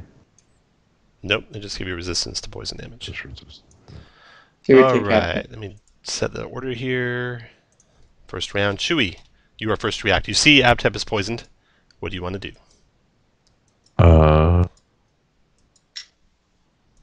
Well, she's not going to like it much. I'm going to try to suck the poison out. Why do you think I wouldn't like that? Okay. I don't, Let's see I don't know here. if that's going to work since he drank it. Yeah. I'm going to Well, attempt to give him a Heimlich maneuver. It's a liquid, and I can tell you where it comes out. So yes, I think it would work just fine. You sure you want your liver to process all that poison? I'm going to try the Heimlich maneuver. That's what I Okay. can do. You'll give him an advantage on his saving throw. When his save comes up. Abtep, your turn. What do you want to do? I'm gonna try to save. I'm gonna. Oh, wait. At the start of each of your turns, while you are poisoned in this way, you take 3d6 poison damage. So, Fuck. This is evil. Who wrote that? I know. Can you imagine if you're first level? I can't imagine if fourth level. 12 points of poison Jesus damage, Abtep. Christ. That puts me down. Abtep goes unconscious. Oh, no. But he can save. He can save, right? Oh, yeah. You get to make the save at the end of your turn. Okay. Oh, at the end of his turn? Like Yeah. He didn't save to have that like he did Oh, before? no, that just happens. Oh, fuck. Okay. So Constitution save with advantage. Mm-hmm. Wide advantage? 14. Because you said that I got it from. Because Chewie was... Chewie. Yeah, well, you got 14 anyway, so you're good. So, you're still poisoned, but you're going to take less damage on the start of your next turn. Oh, that's great. Yeah, since I'm instead of unconscious. 3d6, it's going to be 2d6. Abtep is done. Raiden, what do you want to do? You might be muted if you're talking. Do we have any way to get him hit points, y'all? I have a healing potion on me. Yeah, I have one as well. We could try the potion, maybe, like the poison resistance potion, and then give him his. Your turn, who has Raiden. the What poison do you want to do, Raiden? resistance? Raiden, that's why I mentioned it. I'm not really good at this. Can I just make a medicine check? With a healer's kit, maybe? No, there's nothing else you can do. You can give him resistance to poison, or you can start healing him. That's the only things you can do. One of you can take your action in trying to help him with advantage. Chewie's been doing that. I mean, if there's nothing I could do, then I'll pretty much just try my best. You can pour the potion of poison resistance down his throat, or a healing potion down his throat, which he's got on him. Yeah, he'll take half damage if you give him the potion. Well, I guess... Yeah, I mean, I don't have the potion of poison resistance, so probably we should start with that, so he doesn't die. I have a potion of healing on me. You All need right. the resistance. We start with that then. Raiden, okay, potion healing. Let's roll. Go ahead and roll that, Josh. Got So you get 40 points back. And then, Oliver, your turn. I liked Raiden's roll better. Sorry, I already said it before you rolled it. Who has the potion of poison resistance? And I do. Greg does. Correct. Okay. Gotcha. all right, can I get it from Greg and feed it to? Yeah. If Greg, give it to me, and then I will feed it to Amtep. And I do that. Okay. All right. So now you have resistance Abtep, and Oliver's done. Greg there's really nothing left to do, Greg. You can give Abtep advantage on his next try. Yes. Round's over. Chewie could do advantage, unless you have a healing potion. I'm gonna take my nasty finger and like work it down his throat to try to get him to vomit the poison out. Abtep. I like it. You're going to take, at the start of your turn, 7, halved is 3. Oh, that's good. So you take That's 3, so you good. got 1 hit point left. What do you want to do on your turn? So for my turn, I'm going to use False Life. Okay, Get 6 smart. Whoops. Nice. And I am then going to try to save with advantage. Okay. Boom. Now you're down to 1d6 damage. So really nothing else anyone can do except give him some hit points, maybe. Let save the potion until he goes down. Yeah. All right, back on around to Abtep. You take I'm just slapping the shit out of him. 6 to get him to damage. snap out of it. That's You just 3. So 3 off your temp, so you're still good. And with advantage, I'm assuming. Mm-hmm. 19. And you're good. All right. Oh, Can you imagine wow. that on a first level character? Hey, potion of poison. Sorry. You're dead. You're dead. In a campaign that you can't fucking come back. Well, and you can't save to reduce the damage, and there's no way to get rid of it other than wait it out. Yeah. That's brutal. What is average damage is like 11.5 or no 3? Yeah. Yeah. Okay. You search the other room. In the other room, nothing bad's going to happen, so we'll just run through it here. In the other room, Oh no! Is Aptop still up for searching?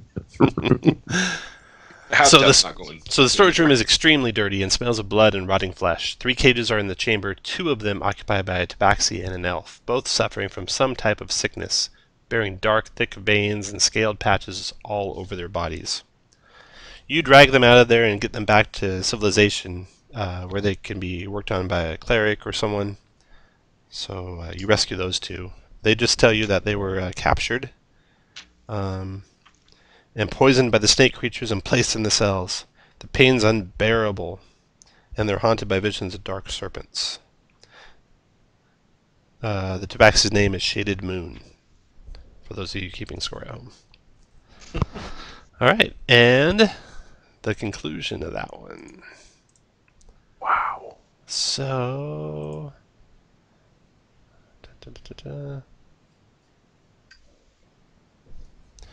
upon return to Kaya's House of Repose, you find Ren, Alistair, Clevin, Poe, and Screaming Wind waiting for you.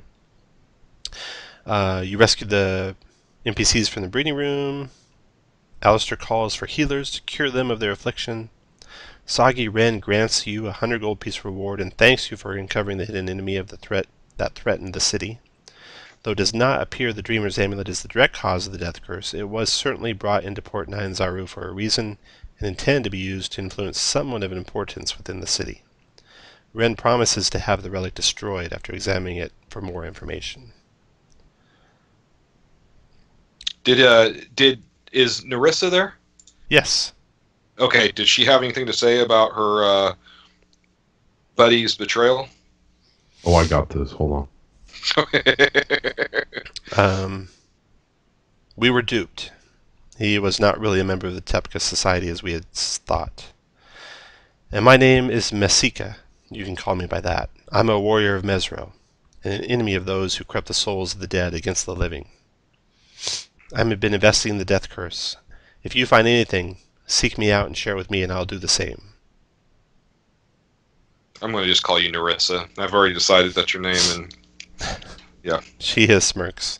Your faction contacts praise you for bringing the factions into full cooperation, as they're now aware of an active threat that threatens all within the city, but whose true nature can only be revealed by venturing beyond the city's walls. So, story words. The Trusting Triceratops. Through your actions, you garnered respect of the Tepka Society. You are now aware of how their members secretly identify themselves to each other. During social interactions with a member of the Tepka Society, their starting attitude will always be friendly towards you. You got a potion of animal friendship and a potion of healing. Did you use that last potion of healing that you found? I think we used everything. Yeah. Oh wait, so you have a potion Oliver had one left on him. I don't know where that one came from. Okay. So you have... It wasn't the one that you found, it was the one you had previously. The one you found went to Raiden. Potion of animal friendship to split up. And 2 scrolls to split up. Let's see what else was there. There's a scroll of healing word and a scroll of protection from evil and good. And, neither on the warlock spell list. And a potion of animal friendship. So if you want any of those, roll a d20 and we'll just go from high to low. You can pick them in order. And that's a spell scroll of protection from evil and good, or just a scroll of protection from evil and good? Okay. Yeah, spell scroll.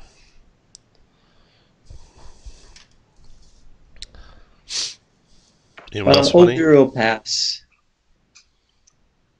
Anyone else want to roll? Okay, Calvin, I'm which of gonna those? roll. See if I. All right, Calvin, okay. which of those do you want? Sorry, the potion. Animal friendship, okay. And then second is Shane Chewy. No one can use the healing word, correct? I think that's right. Right, then I will take the spell scroll of healing word. And last is Raiden. Got a scroll of protection from evil and good. Yeah, if it's just a scroll, then I can take. I mean, anyone can use scrolls, correct? No, but you can loan it to anyone that you're adventuring with. No, I mean, there's a difference between a scroll and a spell scroll. It is a spell scroll. It is the spell protection from evil and good. Oh, I'm not interested then. Okay, no one in the party can use it. So anyone who takes it's going to have to loan it to someone to cast it. Alright, I'm going to actually lend it to someone who can pretty much write it on a spell book, maybe. Okay, so you're passing. Would anyone like the, let's see who's next. It is Josh. You want the protection from evil and good? Yeah, sure. Why not? Okay. Ab takes that. Scroll of protection. And let me figure out some XPs and treasure. So the last adventure here. The first two were both 100 XPs. This one is going to, I'm sure, be 100.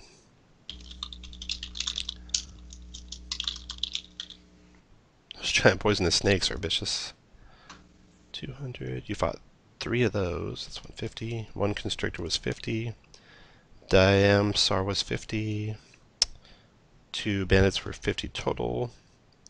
1, 2, 3 broodlings is 150. 6, yeah, so you're over 100. So you got parts. Part 3 was 100 XP and 18 GP, and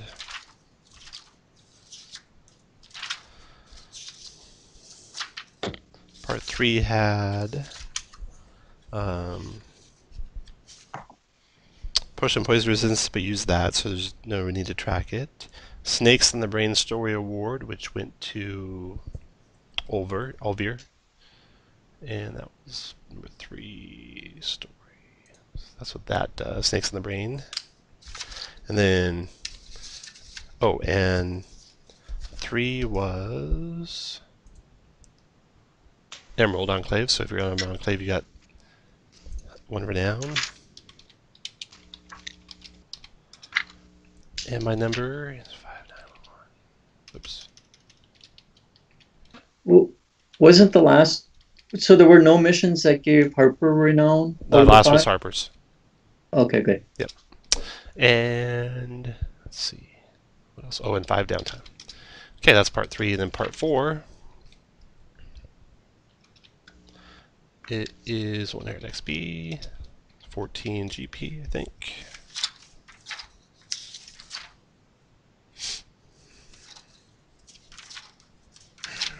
Yep. And 5 downtime. And no story awards. Scroll, healing word to Chewy.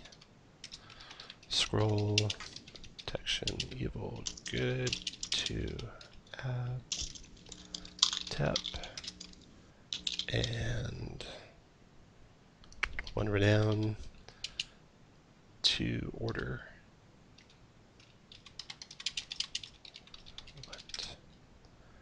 And no story awards. And then part 5 was 100 XP. And let's see what the GPs are for part 5. 100 plus 25 from Letcat plus a silver dagger or jewel dagger 15 plus a silver bracelet. 150 divided by 5. So that was 30 gold pieces. And a potion, animal, friend. That's Calvin, right? Yes, that was me. Calvin's character. 5 downtime, 1 renown to Harper's. And the story award was this one. Trusting Triceratops to everyone. And to get my number. There we go. Thanks, everyone. Thank you. Thank you. Thank you. Thanks, Tom. That was awesome. Thanks, everyone. That was a hell of a run. Mm-hmm. All right. So the all 3 missions were 100 XP? Yep. All 3 were 100 XP. Okay. I'm actually surprised I survived and never got dropped, even though I was low. I know. You never went down to 0, did you? Yeah. And now I'm level 2. Yes. Now you have cunning action. That's so nice as a thief. Yeah. On my way to Swashbuckler. And thank you for running, Tom. I really you're welcome. appreciate it. I already got my appreciate game set up for next week. I always put those online at 7:45 Friday for the next week. So if you ever are looking for next week's game, it'll usually be the week before. I'll post it. Can we go from this one into the myth one? You can, yeah. Okay. It'd be bad if you had a character that was already dead, because then you'd be wasting adventures, losing hit points. But as long as you bring a character that's not dead already. Cool. Tom, I'm sure the answer is yes, but you are going to be sending out a summary, right? I am, yes. Okay. I'm not. You're not writing all that stuff down.